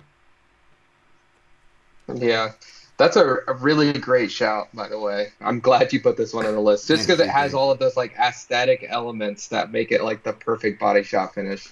Yeah, I knew this one had to be on my list, and I'll touch on someone else who had it on their list when we get to listener list. But Miguel, take us home with your number one, sir. All right, so this is a pure bias pick, but I had to put basically my favorite fighter at number one, and it's a guy that you already shouted out, and thankfully I chose a different finish. I chose Mirko Krokop versus Heath Herring as my number one, and there's a bit of historical reason that goes into this. I love the finish too. But Krokop coming in this fight, he'd only had 6 fights. He's has 4 wins, 2 draws. Meanwhile, Heath Herring is 20-8. I think people tend to remember Heath Herring as, the guy who got steamrolled by Brock Lesnar or something like Yeah, that. But yeah. at this time, he had beaten people like Igor Vovchanchin and Mark Kerr. He was tossing it up with Vitor and Big Nog and Fedor, and he was a top 10 heavyweight at the time. And like a lot of Krokop's previous opponents, like Fujita, Sakuraba, Wanderlei, Takada, they all like were able to get him down at some point. So it felt like inevitable that somebody was going to take him down and beat him up. And why not like a big heavyweight, a big top 10 heavyweight like Heath Herring? But this fight is so fun because Heath Herring is just he's doing the MMA thing where he's standing 10 feet away from the guy who can strike, and then he just tries to charge at Krokop to like land strikes or try and take him down. but then Crow Cop is just playing the Matador, and so he's just like expertly like pivoting, like sidestepping out of the way, and just Herring is kind of like flying all over the place, and it's on one of these lunges where Herring like just he's standing outside of range, he tries to lunge forward, and Crow Cop just times him with that southpaw kick to the liver. But what I really like about this one, I'm really happy that you put the Magomed on there too because it's great too. I was going back and forth about which one I wanted to Right? put, Yeah, same. but I really like this one because of the fact that Herring is running forward, Mirko actually lands basically with all shin to the liver. Like it's like his shin digs into his side, and then it's like it recoils Herring back, and then he takes a few steps and just like crumbles down. And it's unfortunately it's one of the ones where Krokop had to finish him with some ground and pound. Herring wasn't doing anything. He was out from the kick for sure. He was not getting back up from that. And it's like if this was boxing, sometimes boxing gets prettier sort of body shot finishes because it's really hard to get up in 10 seconds from a body shot. It's actually easier to just survive on the ground and turtle. But Yeah. in boxing, they make you like you've got to stand up, and it's like impossible to stand up after getting hit from the liver. So it's way more likely that you'll just get a clean finish in boxing because of that, because they make you stand up. But yeah, this is also like it's significant too because Herring is actually super durable. This is his only finish due to strikes, actually, because he's Yeah. had some other TKO losses, but two of them were to doctor stoppages. One of Hmm. them was to exhaustion. One of them was a knee injury. So out of his five TKO losses, this was the only time, and all the killers that he faced, like Fedor, like I said, and like Vitor and Big Nog, this is the only time he's been stopped due to strikes, and it's because Krokop uh, kicked him in the liver. And this is like, and also this is the start of Krokop's career of kicking people to death, basically. And so this is like, because he hadn't finished anybody with kicks up until this point in MMA. He's just, new into it. So this is the birth of, right leg hospital, left leg cemetery. Yeah, I don't have the exact date in front of me, but I know the year I graduated high school, 2003. So depending on when this takes place in the year, I might have still even been in high school, which is insane. And what I love about that is I went back to watch this one, and I'll fill in the blanks here too as well, like the just some production silly stuff because you covered it so well. But it's classic like Boss Rutan. I don't know if it's Morrow or Quadros, but they're at the bar with I all think the it's Japanese girl. Quadros. Yeah, yeah, and they're all those at the bar with the Japanese girls for that skit, that pre-recorded skit. But I'm just like, it's funny because like when you hear Boss hungover, because some of these he's more hungover than others on depending on what Pride you watch, and you're like, why? Because especially in back in these days, like they were really making him like he was like clear these beers out, and they were almost getting like sad that they had to make a pick because you could tell like even though this was an early version, like Heath Herring is really young looking, folks. He's got he always had cool hair, but he has one of the best fire haircuts, by the way. If you go back and watch this fight, it's a very young Crow Cop too. But even then, like they're already close to these guys, and they're like, we're not making a pick. We're not making a pick. There's gonna be action though, but we're not making a pick. But they were very excited because, like Miguel was saying, this was his first top 10 opponent. Like, he did face guys like Vanderlei were huge, but you forget that first fight with Vanderlei, it was a mixed rules fight. Like, he wasn't doing full MMA full time. He still, in fact, had aspirations to win the K1 heavyweight Grand Prix while still competing at this time. It was something he was very open about. And back to the top 10 thing, this was his first top 10 test, and Herring was a guy who wasn't a ground specialist, but he could fight on the ground on paper a lot more than Crow Cop could. So this was a really big deal and a really big test for Crow Cop's career. Yeah, it was a great choice. Great Yeah. choice there. All right, I'm glad. I hope I didn't step on that one too much earlier because that's a really good one. You had a really good setup for that, and yeah, I forget. That's right. Heath Herring, he was super durable. Like again, why the liver kick is there is no no substitutes, folks.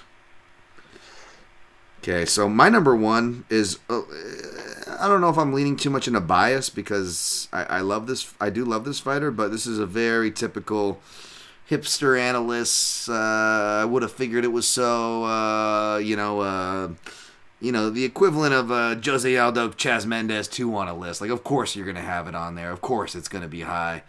But yeah, I've been real kick friendly. You know me. I love a good body punch. I love a good liver punch, a good left hook to the liver. I reference the Mickey Ward Arturo Gatti series, and one of the closest we get to just some perfect boxing form left hook livers is Jose Aldo versus Jeremy Stevens, of course, UFC on Fox 30. July 28th, 2018.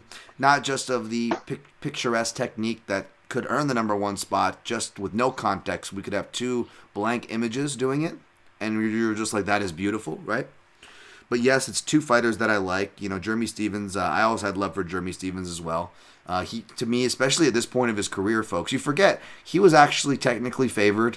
It might have been a sadness hedge pick, but I probably picked Jeremy Stevens. I can't remember, but I'll just say I did because it adds context to this where I think, Jeremy Stevens never got the credit he deserved, which, it does a discredit and disservice to him, but also for fights like this and who his opponent was, like Aldo, what Aldo accomplished as well. If you underrate a guy like Jeremy Stevens. Jeremy Stevens, at this point of his career, he'd been around for a while, though he wasn't a prime Jeremy Stevens, right? Jeremy Stevens debuts against Din Thomas, who's on the broadcast now, folks, so they go and cut to, on Liddell Jackson 1, was it UFC 71 or whatever? Like, Chuck Liddell is essentially still the UFC champion when Jeremy Stevens UFC debuts, right? So this guy is in no way in his prime, but if you properly contextualize his career, the calf kicks that he was chewing up Gilbert Melendez with, some of the fights that he was having and whatnot, like, he was essentially at this point knocked out Josh Emmett. I described him as the junkyard dog who figured out how to work his own chain. He was always one of the many junkyard dogs the UFC kept chained out and back, roaming the division. But he learned how to work his own chain at a certain point. So even though it seems extra crazy now to be like, what? Jose Aldo was even money, much less dog money to Jeremy Stevens? That is just insane. That's what it was, because that's what the context was. Jose Aldo, had been around for a while too, but the miles were just as apparent on his career on paper, but even as well as spoke beyond paper from what we were seeing. Is Aldo shot? Does he have it and he left him? Now he's going against a big puncher who could and used to fight at 155, right? Like, this is the small cage. It's action. It's only 3 rounds, so we'll get more of an active Aldo, but do we really want Aldo in a firefight? Is that who he is? Is that where he's best, right? And regardless of what his game plan in there, Jeremy Stevens did his part and forced it as best he could. There are some moments, especially against the fence, where you're just really worried for Aldo. He's leaning on his head movement, and we've seen this before. And I know it's not Max Holloway, Jeremy Stevens, but can Jeremy Stevens put him out if he keeps pouring him on? And of course, Aldo, especially when you're watching it without the emotions and the result already, you can see with sober eyes that he is weathering the storm. He is circling when he needs to, resetting it, and is able just to find, just again, a picturesque, like the Dutchie that he made himself famous for, but without the leg kick, because you don't even need it. You just needed the cross to give you that hooking leverage that we were talking about earlier with the George Hardwick selection, even though it was a different punch selection. But Aldo really whips his, and he does a left hook, of course, for his selection. He really whips it, and you get the reaction from Jeremy Stevens. You're forced to do a billion punches for a follow-up. But again, I still count it as number one because we know what did the damage. We know what ended the fight. We know what MMA is, and you have to, if he's still breathing, if he's still alive, then it's not a knockout. But yeah, this was a body shot knockout, if you ask me. Predictable, but that's my number one, Miguel. Yeah, I love it, and probably the only reason this didn't end up on my list is because I was sure that you would have it on your list and we would get to talk about it, because I am also a huge Aldo stan, and it is tough to describe just how wary as Aldo fans we were going into these fights. It's never great look as a champion when you have lost three of your last four fights by knockout. Yeah. After a long career, and a lot of people see Aldo's age and they always confuse like it with him being in his prime because he started so young, but the guy started in 2004. So like when he lost to Conor McGregor, he was already 11 years into his career, and Yep. this was 3 years after that. So he was, yeah, 14 years into his careers or something like that. So he was slowing down. He was like, after all the years of training, after all the years of cutting weight and all the fights that he had, like over 30 fights at this point.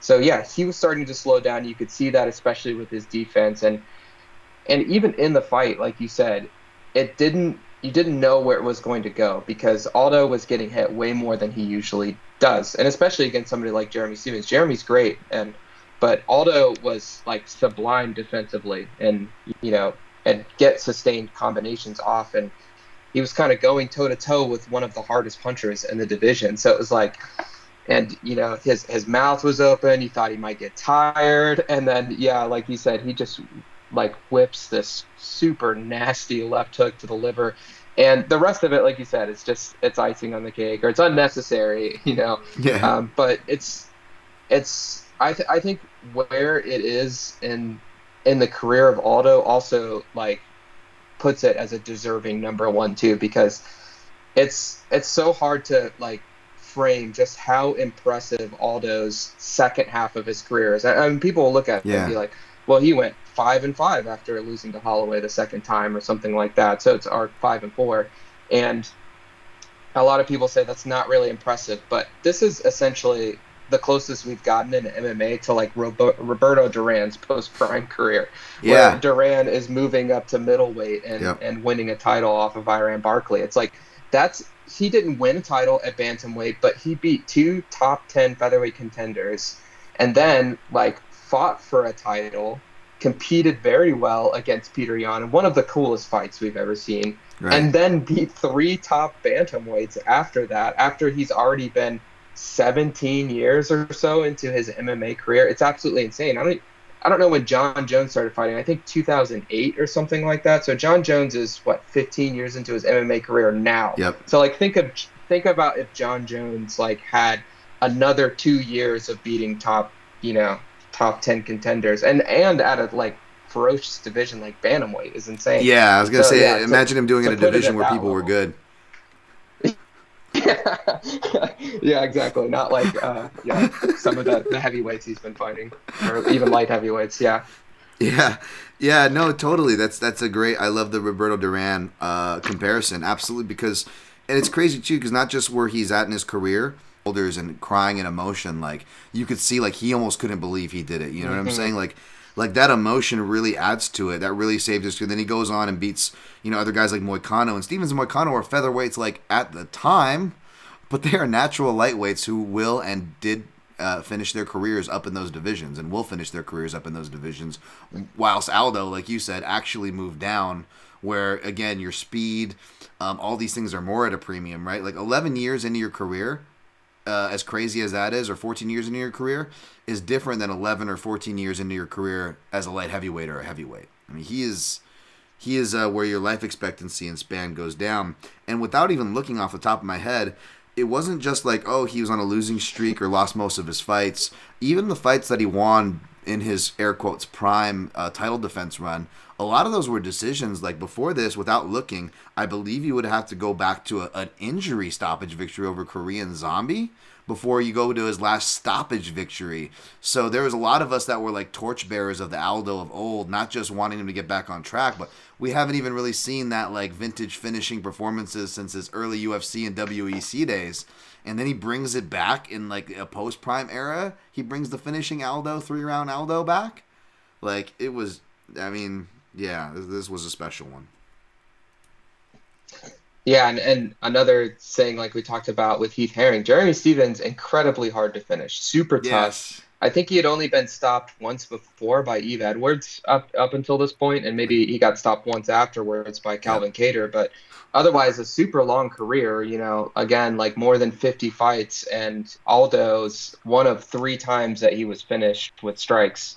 So yeah, Absolutely. not easy to do. And it's again, the liver doesn't lie. If you hit it, you will go down. Dude, and those were some, and the other two stoppages were like some of the most brutal stoppages too. Like that was a super violent one, the Calvin Cater one. And like the first pandemic show back, right? That UFC 249, where it was like Ferguson, where we got to see the death of Tony Ferguson, drawn out for 5 rounds. It was that card, and then speaking of poor Jeremy Stevens, he's the victim in my number one for body shot KOs and for top 5 hook KOs that I did with Conor Rebush because I had the Yves Edwards, the best hook KO in history. Of course, he's on the wrong end of that. Like these are shots that are like perfect shots, number ones on lists, shots that would have like KO'd anybody, to your durability point. Yeah, it's a deserving number one for sure. And it's good that in our list we can represent so many guys that are just straight up like, top 10 goats. I mean, like if we ever did it like a show of rating, pound for pound, it's the hardest thing to do. Aldo is my number one, but I would, I don't argue too vehemently against other people that rate different people because rating people pound for pound, greatest of all time, super hard, especially when a bunch of them are still competing. So, but for me, Yes. nobody did it better than Aldo. Thank you for saying that, by the way, because I know our outlet definitely took a lot of crap lately trying to do an impossible task like that.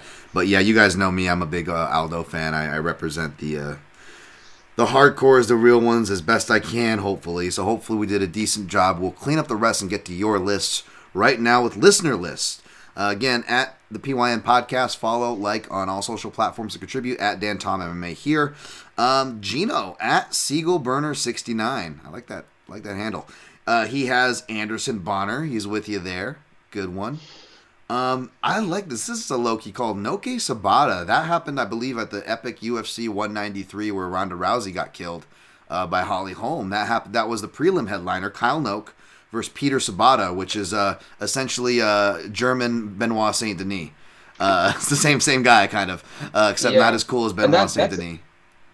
I think that's another one where if I remember right, was there an audible grunt when he kicked him in the body? There I was an think I audible grunt and remember an him. audible Yeah. snap. That was like, like Yes. there's like, oh yeah, there probably was. I wouldn't be surprised if Tito's sternum snapped or whatever, or broke his chest. You heard Faber complain about that with Aldo. You hear commentators interject that, but like this is like not even like what we think. Like you heard a visceral, like it was a front kick body kick KO, but it was one of the more violent ones. Like you could easily have that on a list. Great shot, Gino. Oh yeah, John Tuck versus Jake Lindsay. I remember Jake Lindsay, the librarian. He came out with like broken glasses, and he was like the broken glasses was like a symbol of him as a fighter because he was a fighter respectful or got finished, but he was a dude who like got finished in spectacular fashion. Like he crumbled miraculously every time he lost. Jake Lindsay. I don't know if you remember that one, but that's a good shout. Tuck versus Lindsay. Barbosa versus Dunham. Of course, I can't have that on there. I love Barbosa, but Dunham's my guy. He was a grappling coach of mine. He's actually the person. If you go to at the PYM Podcast and the artist formerly known as Twitter, the header photo, it's actually Evan Dunham choking me out in a head and arm choke. Trivia. So I got love for Dunham. So but it is a beautiful one though. He is on here for another body shot KO because Dunham was really tough. But again, those really tough guys. That's why I say go to the body. They have a really good chin. Chances are you have a better chance at the body. I think that was one, if I remember right, where he kind of like he throws like a round kick, right? And it kind of just like catches the toes on the body, and that's Yes. what does it. Yep, exactly. Yep, it's just the toes, and it was the toes and the delay reaction. So you're like, and like if you're a casual, you're like, oh, he threw the fight. Look, we've got the Zapruder film. But if you know like combat sports and what we've been talking about with just touching and toes, you made that point already multiple times on this show. Like, yeah, it's real. It's for real, folks.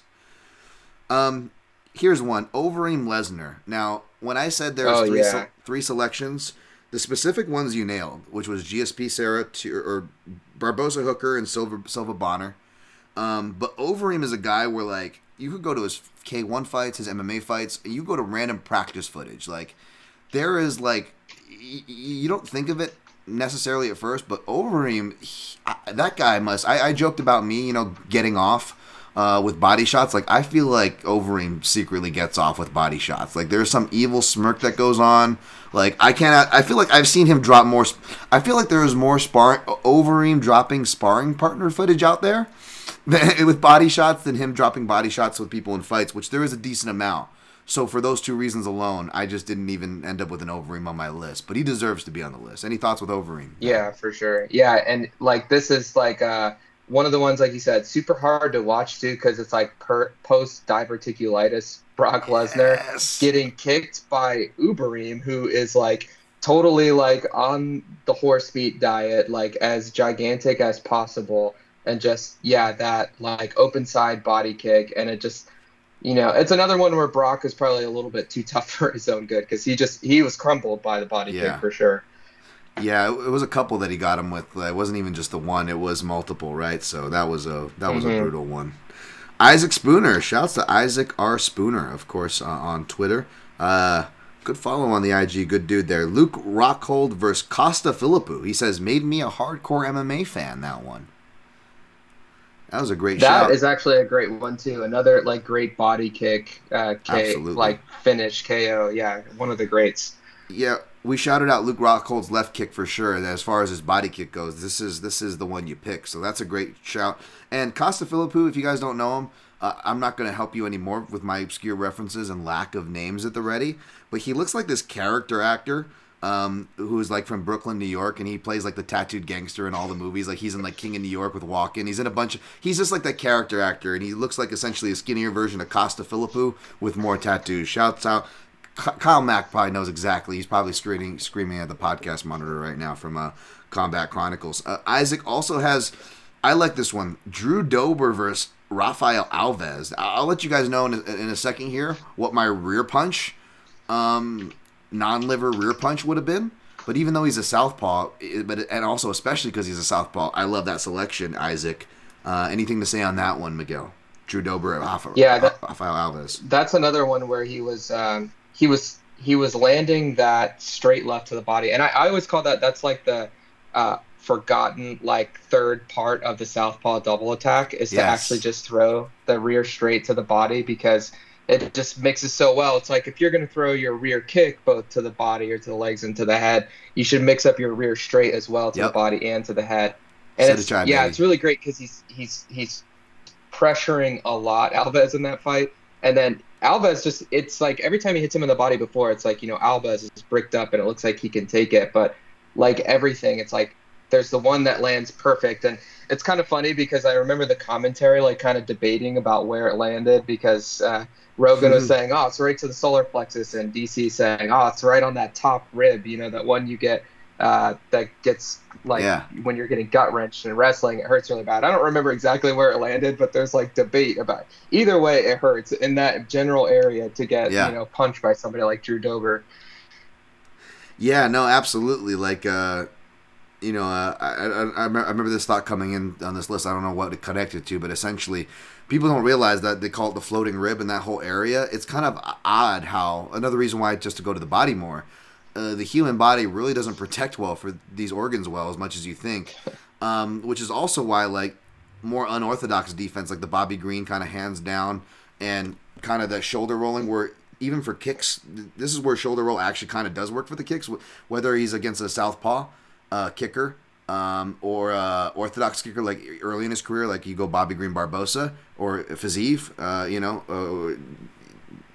both are orthodox, but you know what I mean. They kick from both sides, and you'll see he'll give the meat of his back of his arms, the back of his like the back muscles and that back meat. Because that, oddly enough, I'm like, as unorthodox as it is, I'm like, that's oddly more protection than really what your body naturally offers in the front. Like, your body doesn't offer the greatest protection on the front when you're talking about your lower ribs and down. So, like, back to your point and anybody's point, whether you're southpaw or orthodox, why the rear straight's underutilized, like, that's why. Like, it's right there. It's hard to defend, both with your guard, and your body's natural defenses aren't as great as you think. Like, again, you could be ripped up and still get liver shot. You can be ripped up and you can still get your solar plexus hit. It's not... You can only condition yourself so much, you know? Your bones are structured only so strong on these floating rib areas and whatnot. So I get why people talk about that, but yeah, it's like you can split hairs. It all hurts in that area. It hurts. It hurts. This is a great shout. All right, I'm going to go down his list. Edson Barbosa Francisco Trinaldo versus Evan Dunham. That was the other Dunham one. That's another good knee one because it was timed so perfectly. That was something I looked for. I believe your selection with Heath Herring. That's what I believe it has this. The Ibrahim Magomedov one doesn't have this. But it almost feels like, and I know this is the fact, when you can catch someone to the body, not just taking their win, both taking their win and pain, when they're extending from the rear and you're hitting them to that body side, that same side, it almost makes it worse. And you see that in the Heath Herring fight. You see that in a spinning back kick knockout, which I'll talk about, I'm sure, on someone's list here. And you see that with Evan Dunham's. And he's throwing at the same time he's getting that knee to the body. And I guarantee you that 10x'd it. That's a brutal one. Yeah, counters are like it's the best time to land to the body, and it's why you have to watch your breathing so much when you're that's why one of the first things you learn when you're in boxing or in striking is how to breathe so you don't get the wind knocked out of you and stuff like that. But it's so easy to just like definitely get brutalized if somebody hits you in the body in the middle, and of course you're the most extended, your arms are the furthest away from your body, you're the most vulnerable, so getting hit with a counter knee to the body is one of the worst things in the world. Yeah, and go look up Masa Randuba, Grandpa Trinaldo's one of Evan Dunham for evidence of that. Of course, he has Edson Barbosa versus Dan Hooker, and his hipster pick. Shout out to you, Isaac, for using the nomenclature of the show, if you will, or the parlance of the show, however you want to put it. Irene Aldana versus Jessamine Duke. There were some headshots in there too, but whatever. No, that's a great one because not only is it getting the women on the list, right, for the body shot stoppages, but that's a up kick. That's that weird up kick one where, Irene Aldana's on her back and she does like kind of like an axe kick style up kick to Jessamine Duke's, or Jessamine Duke? Are you sure it was Messi Chiasson, right? Messi Chiasson. Yeah, that's who it was. It wasn't Jessamine Duke. I was a little confused there because it was like I don't remember sorry about that one, but I remember the Messi Chiasson one. Like Isaac, I think you're getting confused with the long ladies there. Shout out to Jessamine Duke though. She got in like pro wrestling and stuff. Hopefully she's doing well. Fenyo, we know this guy, of course, at Fenyo X Sky.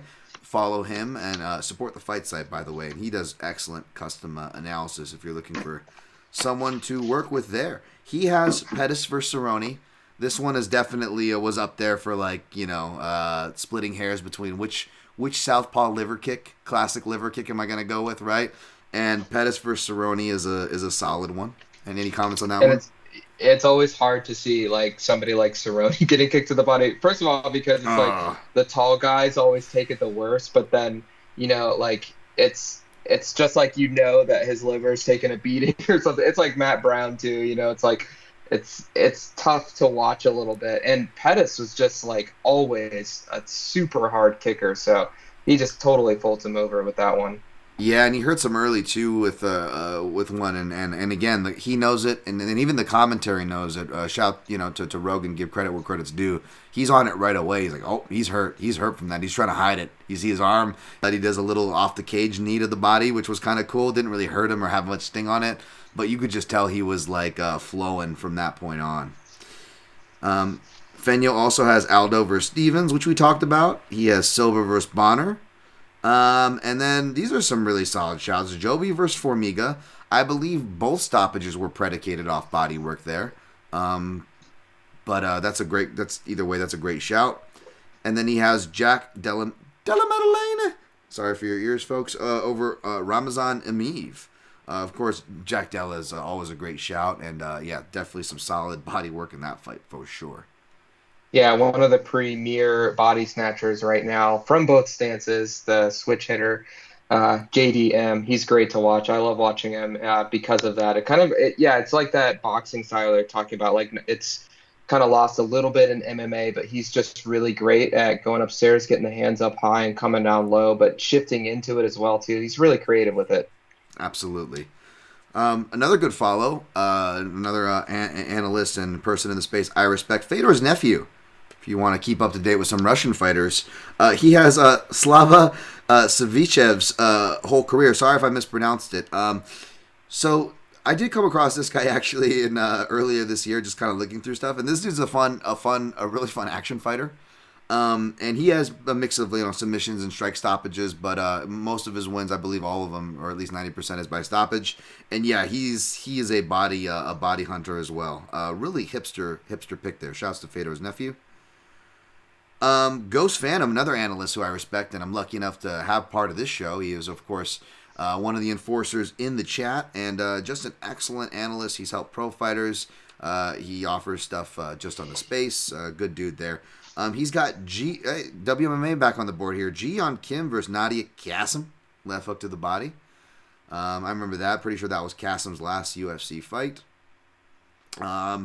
Li Jingliang versus David Zawada. Side kick to the body. I appreciate that. Oh, yeah. That was a wild fight. That's a cool one. Yeah. That was a wild fight. Side kick to the body. Overeem versus Lesnar. Knee to the body. All right. This is the only other WMMA one here that I had under my honorable mentions, but he's got it here listed. Of course, that's Jessica Andrade versus Caitlin Chookagian. That was just a glancing shot. Yeah. This is a great one for that, like just the reaction part of it, where she turns around and walks all the way across the cage. It's just that's the visible reaction of it. And it's one of the ones where they probably should have just stopped it, but it's like one of the, if you take a body shot like that, you got to know that they're not going to recover. But yeah, just the reaction of it is goated. Well, no, they shouldn't stop it, because if she can make it to the round, as we saw with Andre Ullin and Jonathan Martinez, you can actually win those rounds where... Oh, that's my least favorite, by the way. I do take into context, and it does matter, but I don't fucking care. When somebody does the Caitlin Chookagian move and they double over and run backwards to the cage, you should automatically lose that round. But you'll go back and watch Keita Nakamura versus Alex Morono. He does it to Alex Morono, and I think on one of the judges' cards, he still gets the round. Nothing irks me more. And there's judges I respect that have fallen trick to that, but I'm just like, what the, we're not going to stop the fight is one thing, which it's been a theme on this show, obviously. But you know what I'm talking about, Miguel, where they still win the round despite being clearly hurt to the body, almost finished. Yeah, it's interesting because if you watch Stadium Muay Thai, a lot of people get confused because it's the exact opposite thing where they score body shots way more than they score. Yeah. Even you'll see people getting clean boxing combinations off, but it's because they know they've been doing it for forever, that they know that a clean kick to the body, even though those guys they have the ultimate poker faces, yes. And it's amazing how well that they can take kicks to the body, but still it's the whole crowd knows too, a clean shot to the body is more scoring. I mean, they might go a little bit too far with it sometimes, or some decisions, that you may not agree with if you get into watching Stadium Muay Thai, but in general, I like that aspect of it, that they truly understand the value of body work. Right, and there are some instances, where you could split hairs and go either way, depending how subjective you are. But I do like it in spirit because it recognizes that, okay, just because the person caught the kick doesn't mean the kick didn't do damage. So a lot of Muay Thai fights, you'll see a guy catch a kick and look like he's not hurt, to your point with the poker face, and he'll return a couple shots to the head, and maybe they didn't all land clean, but, they kind of landed or whatever. That's not who won the exchange. The guy who threw the body kick is getting, to the judge's eyes, won that exchange. Doesn't matter if it was caught and countered. You really have to do a lot with that counter, because the catch doesn't take away from the impact or the score of it. And you really got to do something to overtake, to your point, with the clean body strike. So, yeah, you're not going to get complaints from me, but I'm glad you mentioned that. And then he has Anthony Pettis versus Cerrone, Ghost says, and he ends it by saying, not really the best, but what I thought were funny. So that's kind of the caveat to his list. So I appreciate that. My guy TB Scouting, shout out to the Chronic Combat Conversations. Combat Chronicles, Chronic Combat Conversations. I'm always trying to get my friends mixed up, and I want to get the shouts right because they both deserve it. They offer different content, but we're all friends here, folks. These guys do great fight breakdowns, and one of my go-to podcasts for the laughs. The MMA analysis, of course, is a classic one in the space, but you got to recognize Chronic Combat Conversations. TB says, I wonder if you felt obliged to include the Giga Kick KO of Cub, or if your deserved bias kept them off the list. I think this is talking about the wink and a nudge Giga hate that I've had, but it's more of a, I don't know if I'm more like along the Phil McKenzie line. I don't know how much you can call us real actual haters of these fighters. Is more just is it a body kick though? Because I thought it's called the Giga kick. Because I get corrected every time I say liver kick. I don't know, but that is a funny shout. Any thoughts on that? Yeah, you have to forgive me. I don't know the technical term for the kick other than the Giga kick. I can't remember, but it's essentially like a round kick, but you land with the ball of the foot, and that's what it's like makes it really unique. And like the way that he is able to land means that he's throwing essentially with sort of the momentum that you would get from a round kick where you're rotating your hips into it, but he's landing with the ball of the foot, so it's like it gets that much more like digging into the body.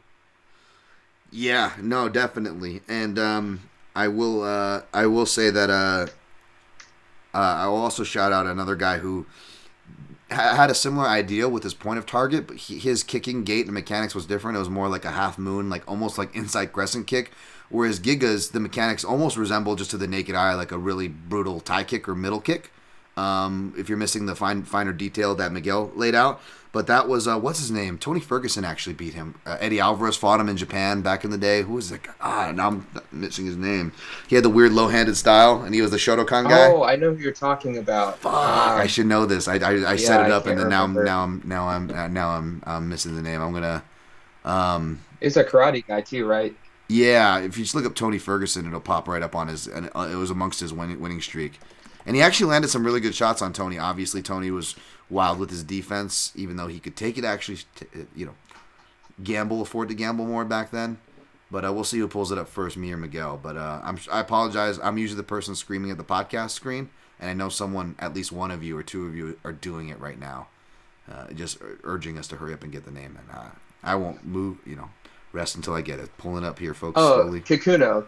Kakuno, Tatsunori yes. Kikuno. Yep. That's right. Yes, that's right. Kakuno. Good shout there. Good shout. Yeah, Kakunos. Speaking of, to give Giga some credit though, this isn't on anybody's list, so I'll burn it. But Jake Ellenberger versus Matt Brown. That was another very kind of in a way, kind of Aldo Stevens-esque in the sense of like Ellenberger was on a really bad run, like 5 of his last 6. He literally begged Joe Silva for his, one more fight. He was like a plus 300 underdog to Matt Brown. And Matt Brown storms him. I think maybe drops him early or something. And Jake Ellenberger is looking for the liver kick, but he's getting overwhelmed. He's tired. It looks like he's on his way to another loss. And then just gives it one more shot. And body shot stops Matt Brown. And in his post-fight, Giga Chikadze wasn't in the UFC at this point, but he credited Giga Chikadze for that, working him specifically for that camp for Matt Brown. So, shouts there. Let's see. If we got any more lists? No, I believe that's it, man. I believe that's it for listener lists. Anything mentioned that anybody didn't mention yet that you want to mention before we get out of here, Miguel? I think people got almost all the ones that I think I had listened out. I'll throw a few out here. Lyoto Machida versus CB Dollaway, Yep, I another had that written down. Good. southpaw body kick. Yeah. Aaron Pico versus Shane Crutchin. I love that Ooh, one. Pico nice. I don't know if I've seen somebody put more torque into a hook to the body than that. That didn't come close to top 5 for me just because of the level of opponent there. Uh, Sure. Joey Benavides versus Darren Oyunama. Yes, good one. That's a really great one too. And then Mirsad Bektik versus Godofredo Pepe. That's Oh another yeah, I like forgot about one of that one. those. Yeah, yeah. So a few, just a few there, but I think it's good because we got like such a wide range of actual techniques. That. So I think we covered the gamut as far as ways to put somebody down with a body shot. So. Oh, I gotta get. I don't know why it didn't pop up here. I gotta get my guy Brad Tazchuk. Speaking of the MMA analysis, he had an awesome list. He was one of the only guys who had CR Bahadurzada on his list. Here it is. Here it is. Here. And I was like, oh, I thought I was gonna sneak the CR on everybody. Like that was one of those hipster. In my mind, it wasn't that hipstery, but I was like, ah. But of course, my guy Brad Tazchuk, of course, at Braschuk. He had the Bahadurzada against whoever got crumpled with a body shot, then KO'd on the way down. Yep. Brad also had David Loiseau versus Charles, as Bisping would say, miserable Charles McCarthy. Uh, Oh yeah, it's like that's like a classic one. I'm surprised it classic. didn't like show up on any of our lists, honestly. It.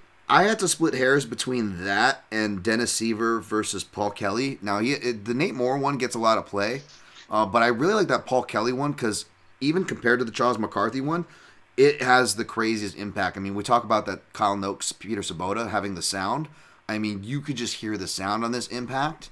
And you know how it's like you were joking, but you were not about saying that Luan Chagas kind of got it merciful, that CR knocked him out on the way down.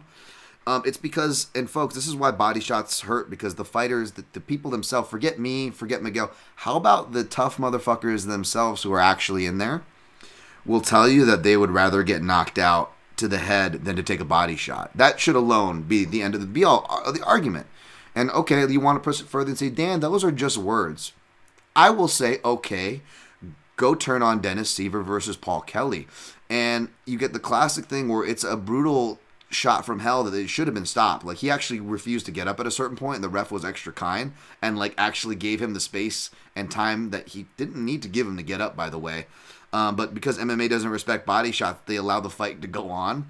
And Paul Kelly is just getting brutalized after the initial spinning back kick from Dennis Seaver, that he starts just giving his head multiple times, like literally to knees and like to full Muay Thai knees. He's not even protecting his head. He is literally dipping into it. And the ref's like looking confused, like, why is he letting himself do this to him? I better stop this. He's taking too many headshots. Like, not realizing it's been the body the whole damn time. He's done. But yeah, and with Loiseau McCarthy, back to your Heath Herring, and then another thing about counters being thrown at the same time. Charles McCarthy, I would edge that one just above it because A, it's a classic. You got David Loiseau, fellow Taekwondo black belt. You got representation for Canada. Not just that, but everybody remembers GSP. Like David Loiseau, even you go back and watch this fight, they're not referring to GSP as Canada's big thing. They're referring to David Loiseau as Canada's big thing. He's actually coming off of a grounded pound stoppage, showing off his grappling in the fight prior before this fight. And Charles McCarthy, yeah, he's in the middle of throwing a right hand as he gets spinning back kicked right on the same side. So it's just brutal. He's done right away after that one.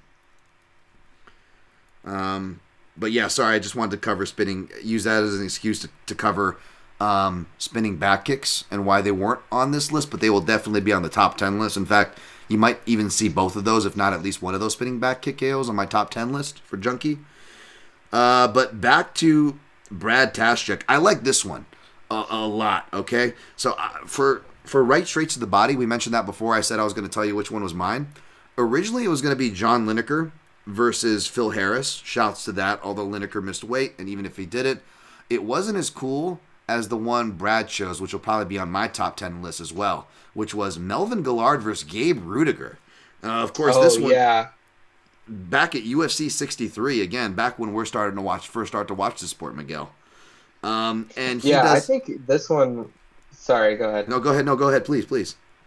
I was gonna say, I think this one, I probably saw this replay like on Spike more than anything else. Like, I just remember it so firmly, and it's a great one to put on because we got a lot of like liver shots. So we got a lot of like left hooks, left Yes. kicks, Yeah. spinning back kicks, all on that side. But just the long straight right to the body is like, and then he drops down, and then the funny thing is like there's like that moment there where it's like he realizes that he runs at him and then tries to throw a kick and kind of kicks him in the shoulder while he's down. But it's like, Yeah. without that, Yeah. it would have been the perfect walk-off KO. Yes.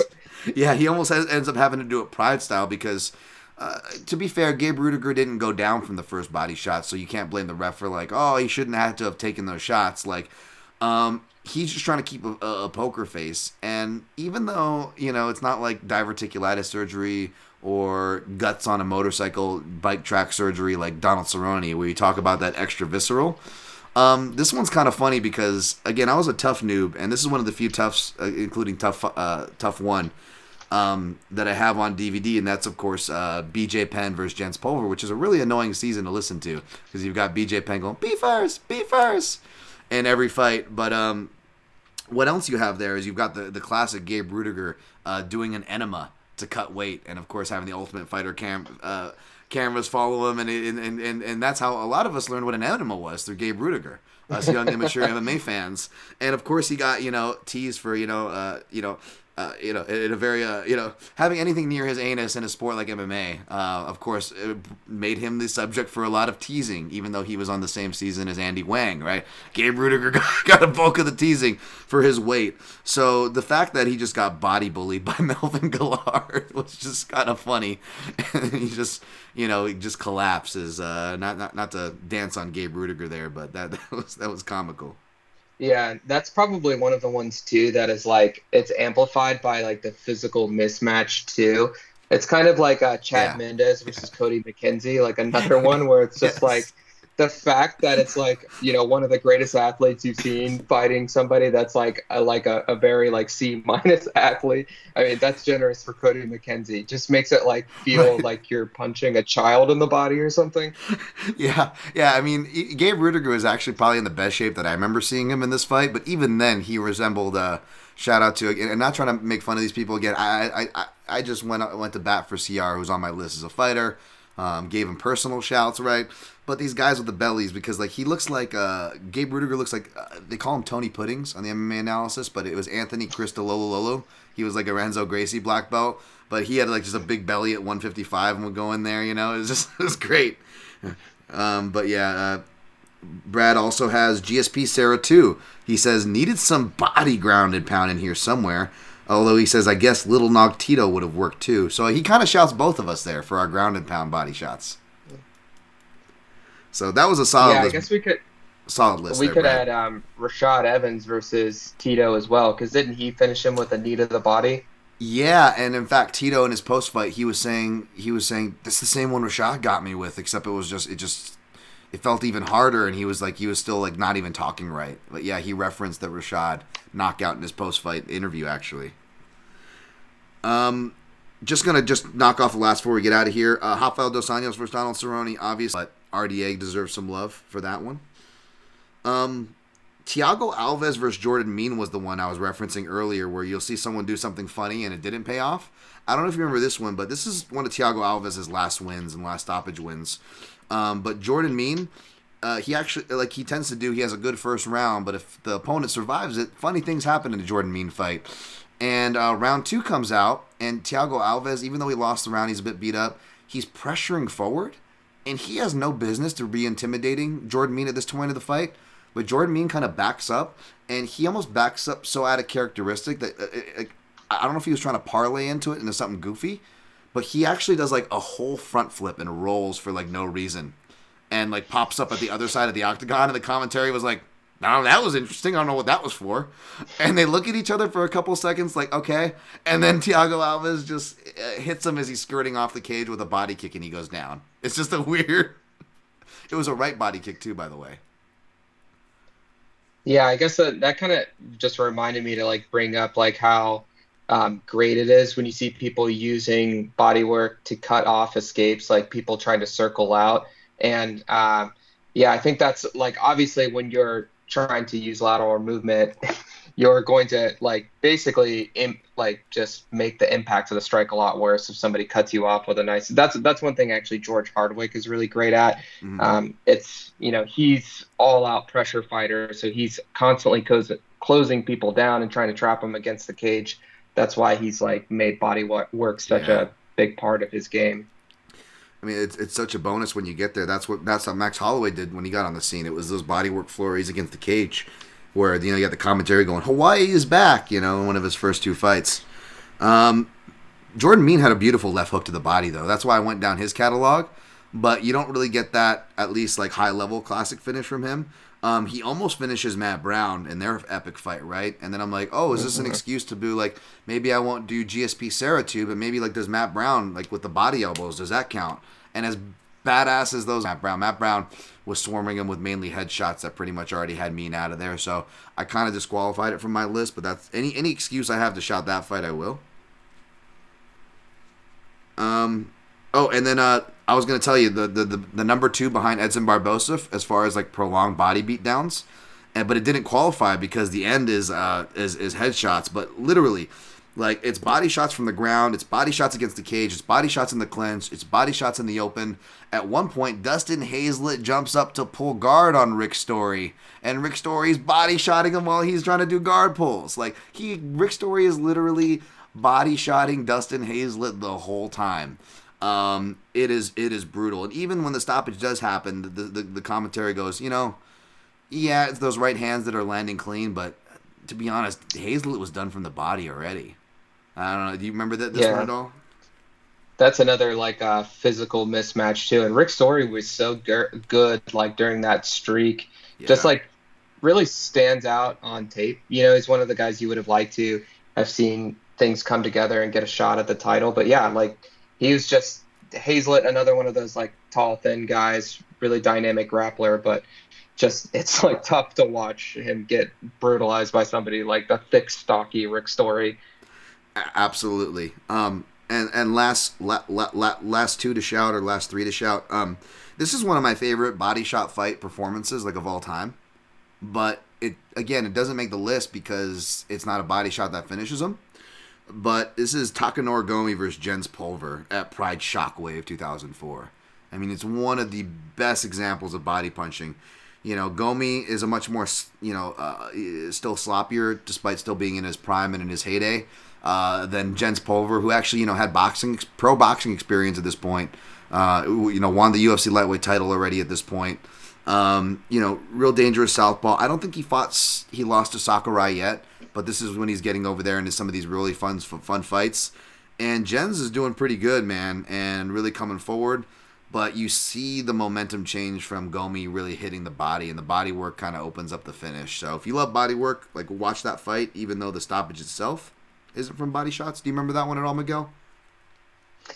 Yeah, I remember it was a combination of stuff too, right? He was getting double collar tie, landing knees. He was Gomi has this funny way of throwing his punches, where he's just it really wings them, and it's kind of nice to see him actually wing those punches to the body too. He probably honestly should have done that more in his career, as hard of a puncher as he was. But this is just awesome too, just historically thinking about when lightweights really started to be a thing, and they were already they are now the most skilled fighters. Yeah. Oh, absolutely. Yeah. No. And Gomi, yeah, he did a lot of it punching out of the break, which is something whether someone's against the cage or just a clinch in general. Again, it just feels like a free shot that fighters don't take advantage of enough. And that was where a lot of the action actually was happening, in and out of the clinch breaks with Gomi, which was nice. Collar ties and stuff like you mentioned.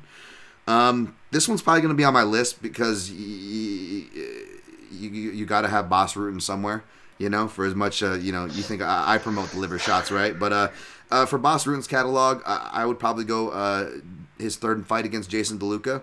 At Pancrase 30. This is back in 96. I was in sixth grade, folks. But this is a brutal one. This is he's getting stopped to the body a bunch. And one of them toward the end, the ref thinks it's a low blow, which happens with a lot of these.